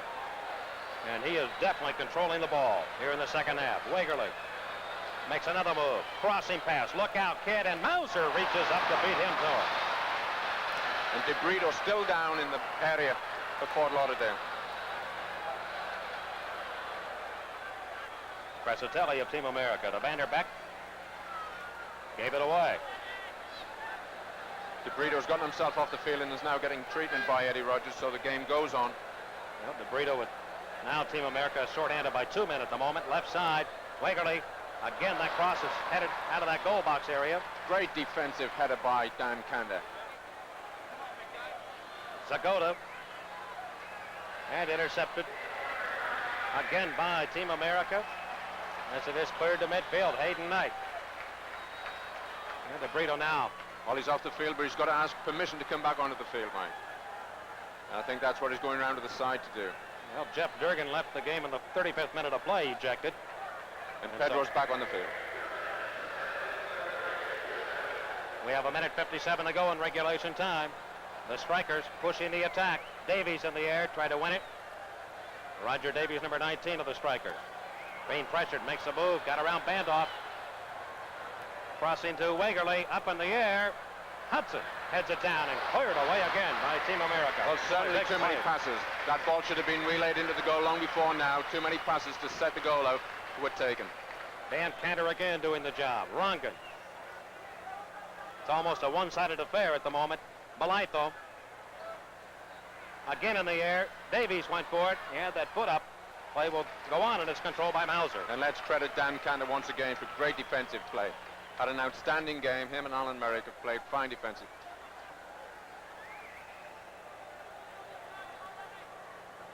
Approaching 1 minute left in regulation time. Mauser with the long kick.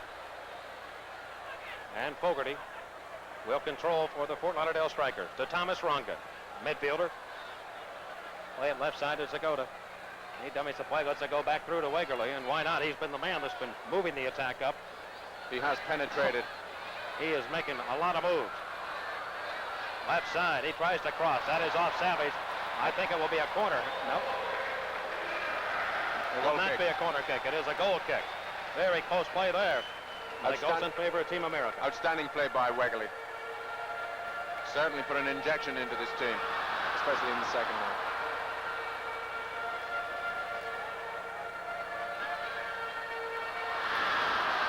.27 seconds left in regulation time, and Cantor blasting it long. Crescitelli skims to the head for Alan Green. And to put it back down to Crescitelli. He has possession. Crescitelli against Rongan, beating. Crescitelli's in the box. Left foot kick. It'll be stopped. And Beveren made the play and goal. Good effort by Tony Crescitelli. 6 seconds left in regulation time. Well, Team America with the shot by Crescitelli. We are going to go to overtime.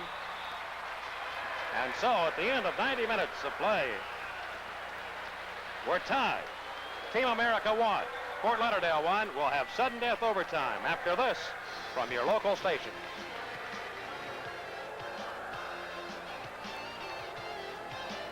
Reason why we are going to some extra time, sudden death.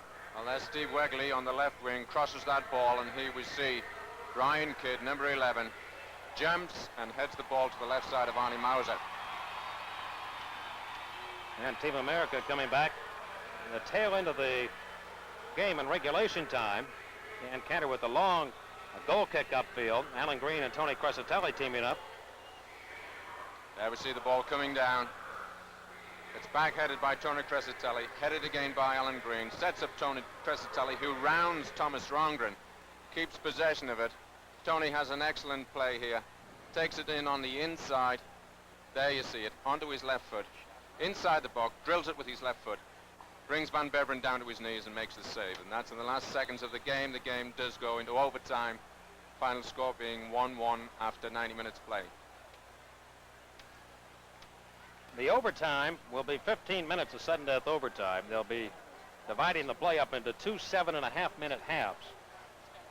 And so at the end of the first half, if nobody has scored to win the game, they will switch ends. And then, if it remains tied at the end of that, we will go to a shootout. We'll tell you more about that as we get to that point.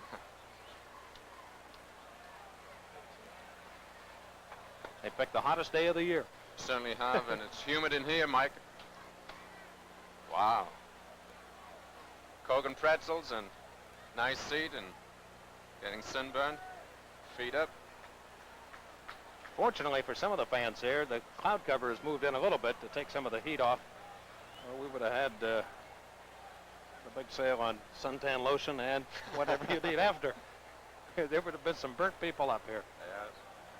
Danny Cantor, the center back, played a tremendous game. Unfortunately, the Team America lost Jeff Durgan.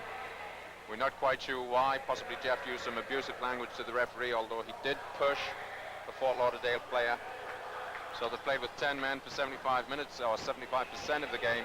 Alan Murray came in at the center of defensive position along with Dan Cantor, and both played great, outstanding games. Of course, Arnie Mauser and Jan van Beveren have also had great performances this afternoon. Jan van Beveren, a national team player from Holland. Of course, Arnie Mauser, the most capped player, cap meaning that you played for your national team, the most capped player for the United States. The fouls through regulation time. Fort Lauderdale with 24. Team America with 16. 11-4 in the second half. The Strikers led the way. And here we go in the first overtime period.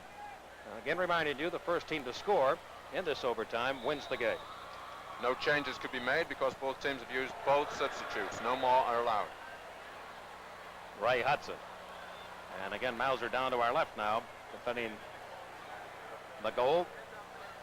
Cantor plays it away, and it will be a throw-in for the Strikers. Well, they had things pretty much their own way in the second half, and they got the tying goal. They had the upper hand in the second 45 minutes. Wagerly to Miller. Wagerly again will find Zagota open now. And Bronco's right foot kick sails way up over the crossbar. Like, just for information, that Branko Zagota spent most of his life in Toronto, Canada. Played for Rochester before coming to Fort Lauderdale. Got a tremendous shot in left and right foot. Canadian national team player. Gordon, the plan of attack for Team America right now, would it be as it might have been in the second half, just try and hold the defensive off and try and... I think so, on counter-attack with Tony Crescitelli or Alan Green, which nearly worked on a couple of occasions. Maybe even hope now, if you were to get, for Team America anyway, to a second half of this overtime, then try and force a shootout. Maybe you figure your chances would be better in that. Well, I really don't know at this time, Mike. However, they are tired. Both teams are tired, but Team America's only got 10 men. Now Fort Lauderdale will press the attack, and rightfully so. They have the weapons to do it with. And that is to the far side with nobody around. It will cross that line, and the goal kick belongs to Team America. 6:10 to go in that first half of overtime. Team America tied with Tampa Bay for the top spot in the Southern Division. Team America entering this game with a record of 5-4. And of course, with the point that they've already got, meaning a bonus point that they get for the first goal and the only goal scored, that puts them on top actually with 36 points. However, if Fort Lauderdale win, they come all the way up from the bottom to the top. Ray Hudson, and he was tripped by Alan Merrick. So Hudson 35 yards away from Team America's goal. Actually, Mike, if Fort Lauderdale win this game on a shootout, they get 4 points for winning on a shootout. They've got a bonus point here now, so it could be 3 teams tied with 35 points at the top. Team America 1-0 in overtime play. Fort Lauderdale is 0-2. And Fort Lauderdale has not seen a shootout yet this year. Into the box and headed away by Team America. Back it comes. Roger Davies. And I think he played that one off canter. He did. There'll be a corner kick. And Dan Cantor once again, great outstanding defensive play. In close attendance there with big Roger Davies. It'll be Hudson to put the ball into play. Moving wires from that far side as he prepares himself. Low to the ground, and Bandoff able to clear it away.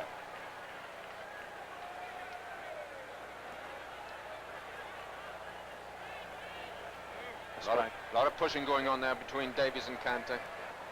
Hayden Knight trapping the ball at the chest and moves it back to the midfield. Green unable to come up with it, and Bruce Miller now to the right side.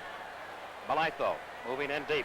They've given him room there most of the second half. Now into overtime to Ray Hudson. Vanderbeck trying to shut him down. Hudson with a cross. Look out. Davies in the air, and Maurer. Arnie made a great save there. Great save. Mauser really came up tough. Anticipation. Well done, Arnie Mauser. And a good header by Roger Davies. No, Davies is so strong in the air. Now to Brito, rambling back. De Brito, 2 men to beat. And he is pulled down. Well, the referee's giving a goal kick, and Pedro De Brito's looking for a penalty kick. Here we see a replay of Rocky Hudson taking it down to the goal line, crossing it all the way over to the far post. Big Roger Davies climbs high, gets his head on the ball. Strong header. Arnie Mauser in good position to pluck it out of the air. Cobillas off the side of the foot to Ray Hudson. Hudson chips it up behind the defense, and it is taken by Mauser again. Roll it out quickly to Tony Crescitelli. Good tackling play by Rongan. Wagerly now in possession to Hudson. Rongan will lead it over to Segota, who is coming down into that box area for Kidd off his foot. And it deflects to Mauser. 3.5 minutes to go in that first overtime period. We told you Fort Lauderdale has not been in a shootout this year, if we should get to that point. Team America has been there twice, and they've split. They're 1-1. Ex-diplomat Thomas Rongan on the ball. Played a fine game this afternoon. And of course, that right side with Belitho's open again. And there he has it. Belitho looking ahead for Segota. That was not a good pass by Belitho. I think it'll be Team America trying to get some attack going. Crescitelli unable to win it in the air.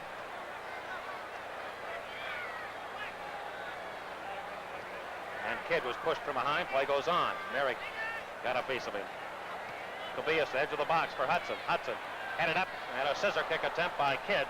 Excellent effort. Excellent effort by Bruce Kidd. While turning around himself, he bicycle kick with his left foot wide of Arnie Mauser's right post.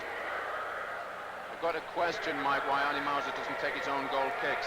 Dan Cantor's taking them for him. I'd much prefer Dan Cantor to be out in the field of play where he's got a duty to perform.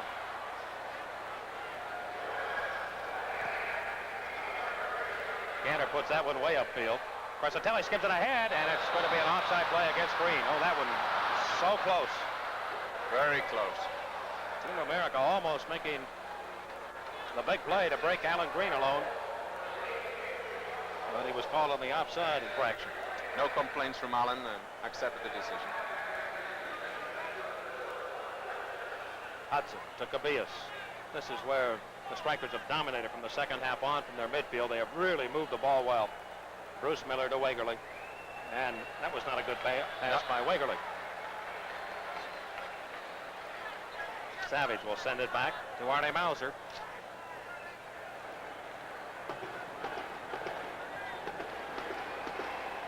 And the game tied at 1 with 1:30 left in the first half of this overtime period. Sudden death. And again, Team America to put it back onto the surface there at RFK Stadium. They do to Vanderbeck. Right back to Bandoff. Going back towards Team America's end of the field. Cantor lifting it long to Alan Green. Just can't get it back to him. Vanderbeck. Lateral pass to DeBrito. And the pass intended for Hayden Knight and Bruce Miller. And the ball jumping off his foot and allows Team America again to gain possession. Hayden Knight looking for DeBrito.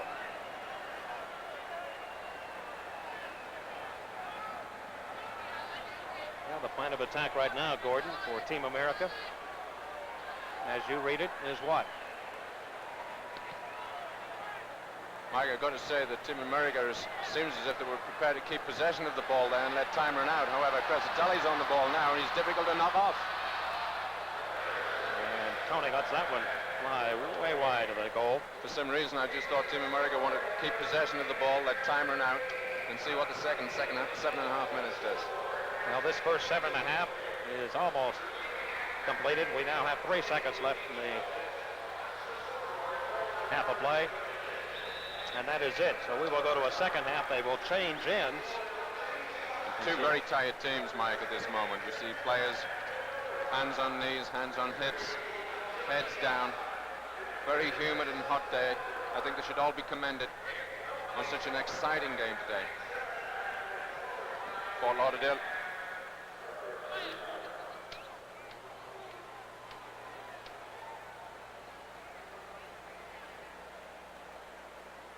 One of the Beach Boys who will be performing here as soon as we finish up. Mr. Wilson. Hayden Knight. Well, the liquid certainly. Well, they should take as That much was as they their can get. craving for it because you know, you're just drained completely. No question about it. They need that liquid back to put in their bodies. Algis Panagoulia is talking to Tony Crescitelli.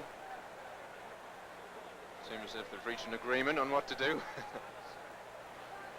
I think what he might be saying to him is on that last play that he had is take your time a little bit, move in a little closer here before you start firing. Maybe he thought the time was running out, and that's a possibility. Certainly is. Of course, we can see all the mistakes and we know all the right things from up here, Mike, but on this hot, humid day, all the players, as I said before, should be commended for a fine performance. Of course, Hayden Knight has played his first 90 minutes, in fact 97.5 minutes all season. And credit to Brian Kidd for doing the same. I'd like to congratulate the crew and the folks that have worked with us here in this telecast, because they've gone through a lot of the hot weather too. Put on a little bit weight since I last played against him.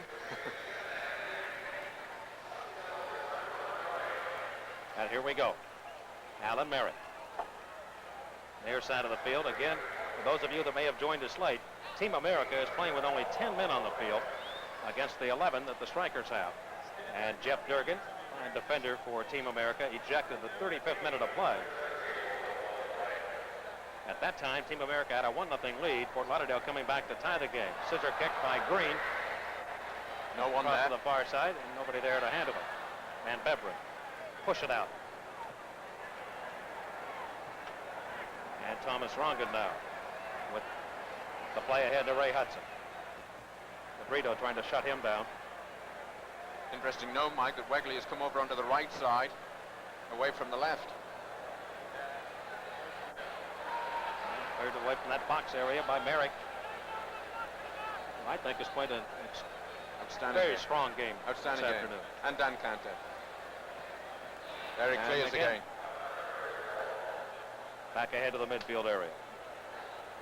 I think the tactical move for Wegerle is because he saw so much space open on the right wing. And Davies is claiming that it should be a corner kick here, that it went off one of Team America's players. He will not win the battle. Of course, that's why Wegley is on the right side. And Dan Cantor taking the goal kick again.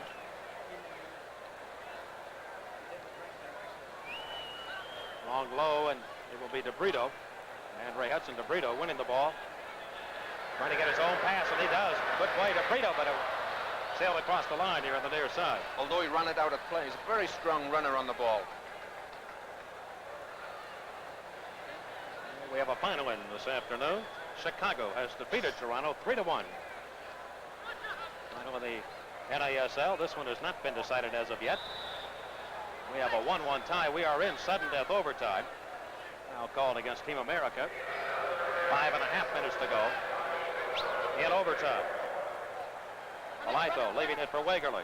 Steve Wegerle, corner of that box area. And again, Alan Merrick is there to push it away.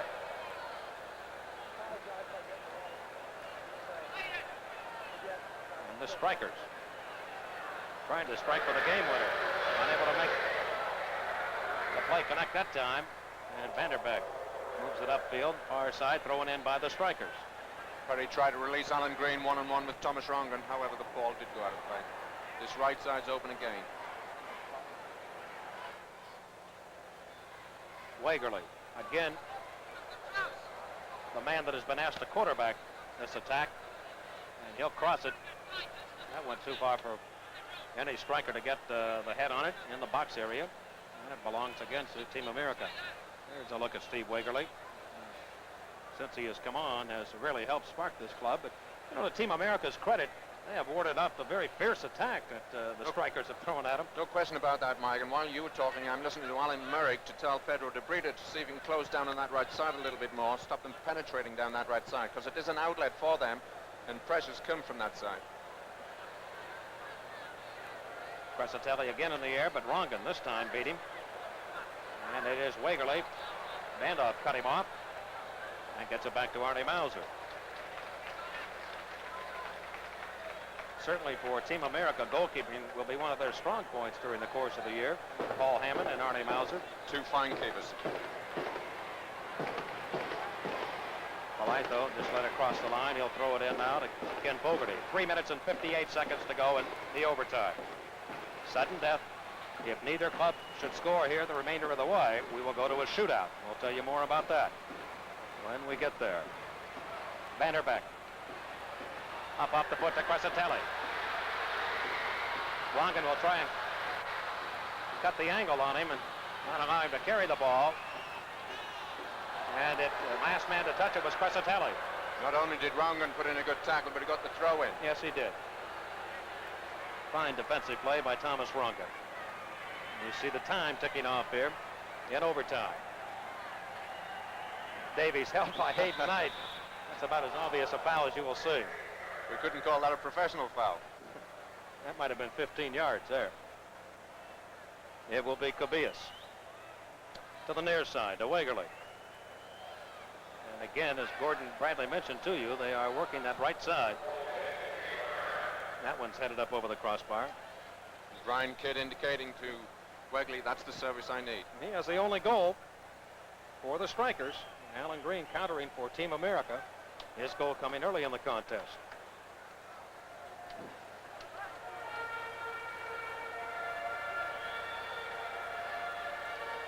And Cantor again will handle the goal kick, as he has for most of the afternoon for Team America. Rongan, who has been strong in the air and winning balls. An asset. Midfield. An asset is that balls. Alan Green trying to play it by Fogarty, and it belongs to the strikers.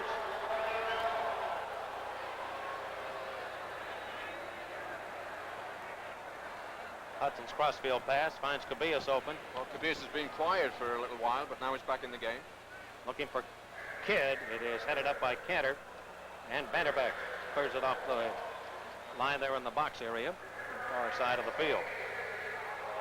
David Chadwick, the coach of the strikers, really up on every play now, trying to get his team enthused here. Well, I think, Mike, you can see this game being won in regulation time because Fort Lauderdale have put a lot of pressure on Team America. When it's shootout, it's anybody's game. And Vanderbeck again to the big circle at midfield. Blytho with less than 2 minutes to go in the overtime period. On their side to Steve Wagerly. He's going to take it in deep in the corner, tried to cross it. Bandoff got a piece of it. And the throw in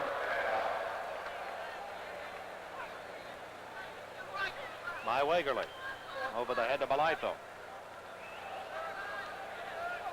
Back to Wagerly. They have really consistently gone to Blytho and Wagerly on that right side or left when he was really moving with the ball. Certainly Wagerly. close marking there by Perry Vanderbeek. Miller to the left side. Zagota moves in along the line, and I think he took the ball across that line. Yes, he did. Yes, he did. It'll be a goal kick. Credit Bruce Savage for putting pressure on Zagota there and letting him run that ball over the goal line for a goal kick. 63 seconds to go. And we'll see that play again, Gordon. Well, Zagota's trying to outrun Savage. Savage keeps close attention. That was the ball to run over the goal line for the goal kick. And again a midfield. Roger Davies pushed by Hayden Knight from behind. Well, an advantage rule could have been given there. However, he did get the free kick. Hudson clearing to the right wing corner. And Dan Cantor. This will play it back to Arnold Mauser. It looks more likely now that we will be going to a shootout. 35 seconds left here in the overtime. Mauser laying it up. Fogarty and Hayden Knight with 23 seconds left. Knight unable to hold the ball. Ray Hudson to Cabillas. They may have time here for one attack. Cabillas, the edge of the box to Kidd. Kidd swing it over to Zagota. Back to Kidd. He's trying to get a handle on it. We've got a foul called here. It is against Fort Lauderdale. Certainly a close call there on Team America defense, but Brian Kidd did foul after he'd lost possession of the ball. We have 1 second left. Time has run out of the scoreboard clock, and that will be it. As far as overtime is concerned, we will be going to a shootout, and we shall tell you about that. Here's a look at what happened. Well, there's Brian Kidd on the ball. He plays it up in the air, jumps on top of someone's shoulders. Alan Merricks, of course, gives the foul away. Time runs out. It's a shootout. Well, Gordon, I shall let you have the opportunity of explaining to the folks what's going to happen here in this shootout. Well, first of all, Mike, I just want to say that any team that wins on a shootout gets 4 points. That's the league's rule. You can add the bonus points that they scored in regulation time to that. So we've got Team America with 1 bonus point already. We've got Fort Lauderdale with 1 bonus point. One team's going to have 5 points, 4 for the shootout win, and the 1 bonus point. The other team will have the 1 point. What happens in the shootout is that the ball is placed at the 35-yard line, as we see it over there. Goalkeepers in goal. 5 players from each team take a shootout individually, one at a time. They flip for to see who takes the first kick. Then each team alternates.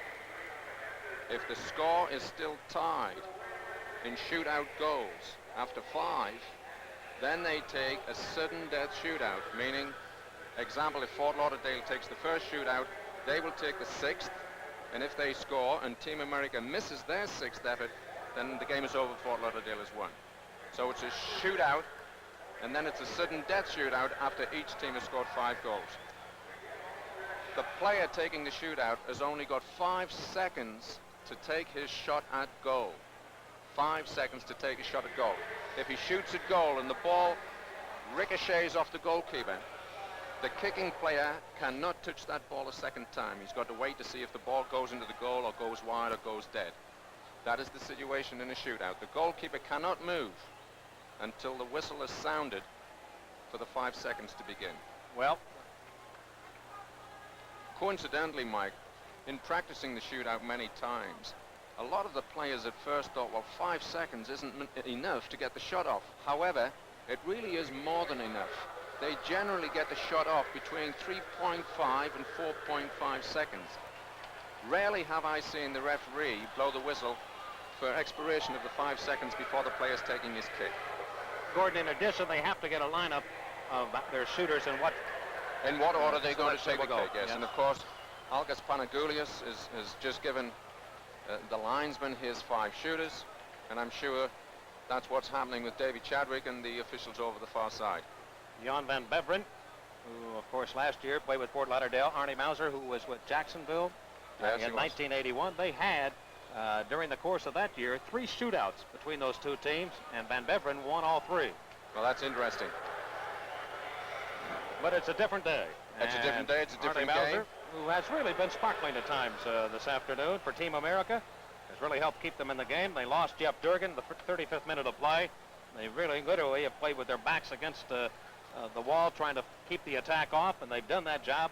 And I think really looking at it as you go back in that overtime period, to me anyway, Gordon, and maybe I read it wrong, they were playing, I think, for this shootout possibility. They felt they could maybe get an opportunity to win it, play good defensive soccer, and try and hold on and go for your best shot here. Well, obviously, Mike, as the second half showed, Team America were very tired. Fatigue had set in. There is a look at the standings, although Team America will have at least 1 point, so they will have 36 no matter what happens. Well, that's right, and of course, Fort Lauderdale could get up to 35 points on this shootout.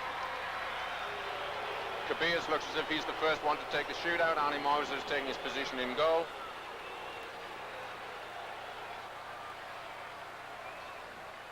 Well, Cabillas will be the first man to move in, and again, he'll go with the signal of the referee. He'll have 5 seconds.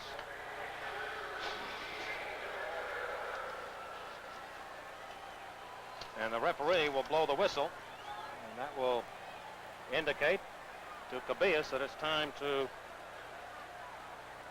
make his move.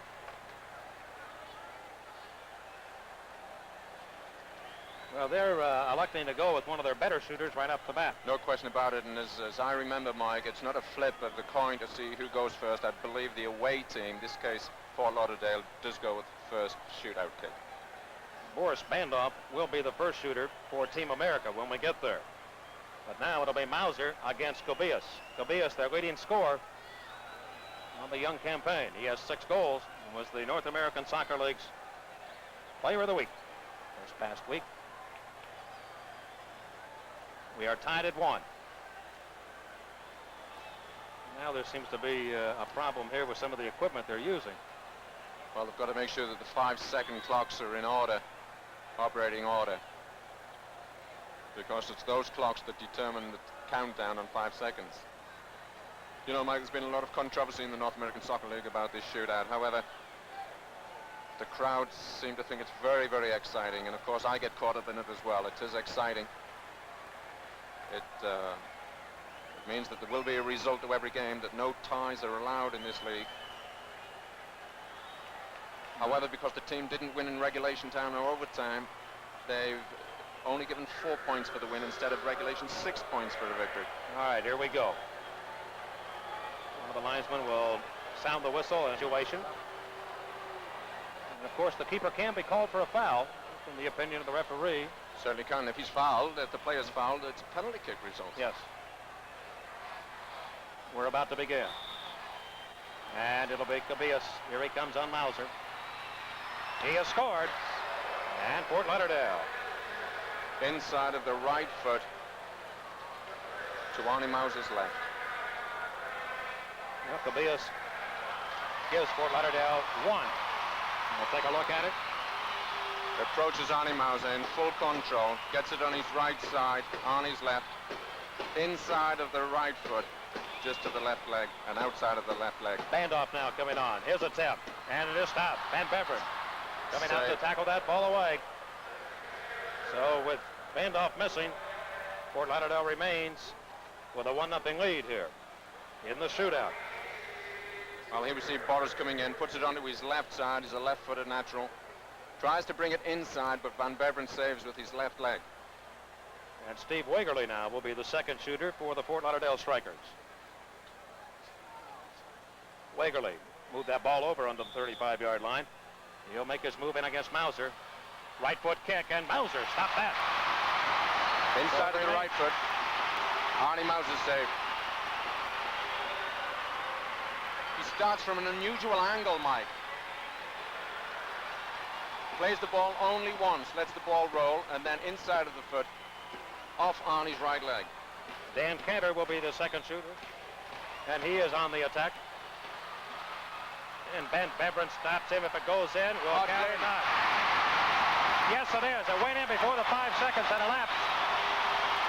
No question about it. Dan kind of played the ball, hit Van Beveren's leg, went up in the air, bounced, and spun into the net. It's 1-1 after 2 shootouts each.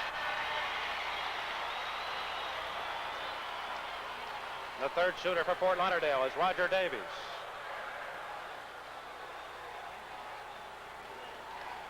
And Davies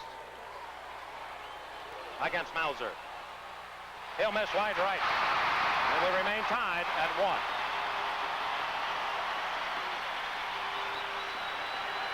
Well, Roger Davies is not very happy with RFK because he feels that the ball bobbled just as he was out to play it past Arnie Mauser.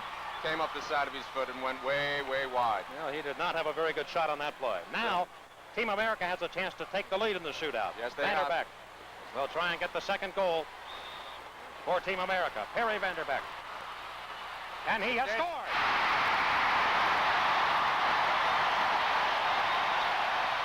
Very cool by Perry Vanderbeck. Lots of control. There's Perry, plays the ball forward. Very cool, composed, taps it a little bit further forward. All right through the legs of Jan Van Beveren. Team America 3. Excuse me, Team America 2. Fort Lauderdale 1. All right, Bob Balaito will be trying to tie it here in the shootout. Balaito, his kick. Mauser stopped it and kicked it off the line before it went in. So it still remains 2-1, and now Team America can win the game outright here. No question about it. If Tony Crescitelli can put it in. It will be an insurmountable lead. It would be the third goal in the shootout. Here we see Balaito again, plays the ball inside the D, shoots, ricochets of Arnie Mauser. Crescitelli And there's has another given Team goal. America the win. Tony Crescitelli, number 13's won the game. Played the ball quickly forward onto his right side and puts it past the left outstretched hand of Van Beveren. It's a victory for Team America. They've got an insurmountable shootout lead, 3-1. Well, Crescitelli, who had not scored a goal all year, certainly gets the big one. And that is a big one. Jan Van Beveren disappointed. That's how it goes in the shootout. Tony Crescitelli, elated, the happiest man in RFK Stadium at this moment, with Team America winning a shootout win against the Fort Lauderdale Strikers. And of course, they're doing a lap of honor, Mike. And most deservedly so. They played 75% of this game with 10 men losing All their right. captain. Final score here. Team America 2, the Fort Lauderdale Strikers 1. We'll be back with more in just a moment. Captain of Team America. Team America is the United States national soccer team in training based in Washington, D.C. We're playing in the North American Soccer League in order to help us get ready for the 1986 World Cup. If you'd like more information about our team or team novelties, call us in Washington at area code 202 USA Team or write us at 908 17th Street Northwest, Washington, D.C. The zip is 20006.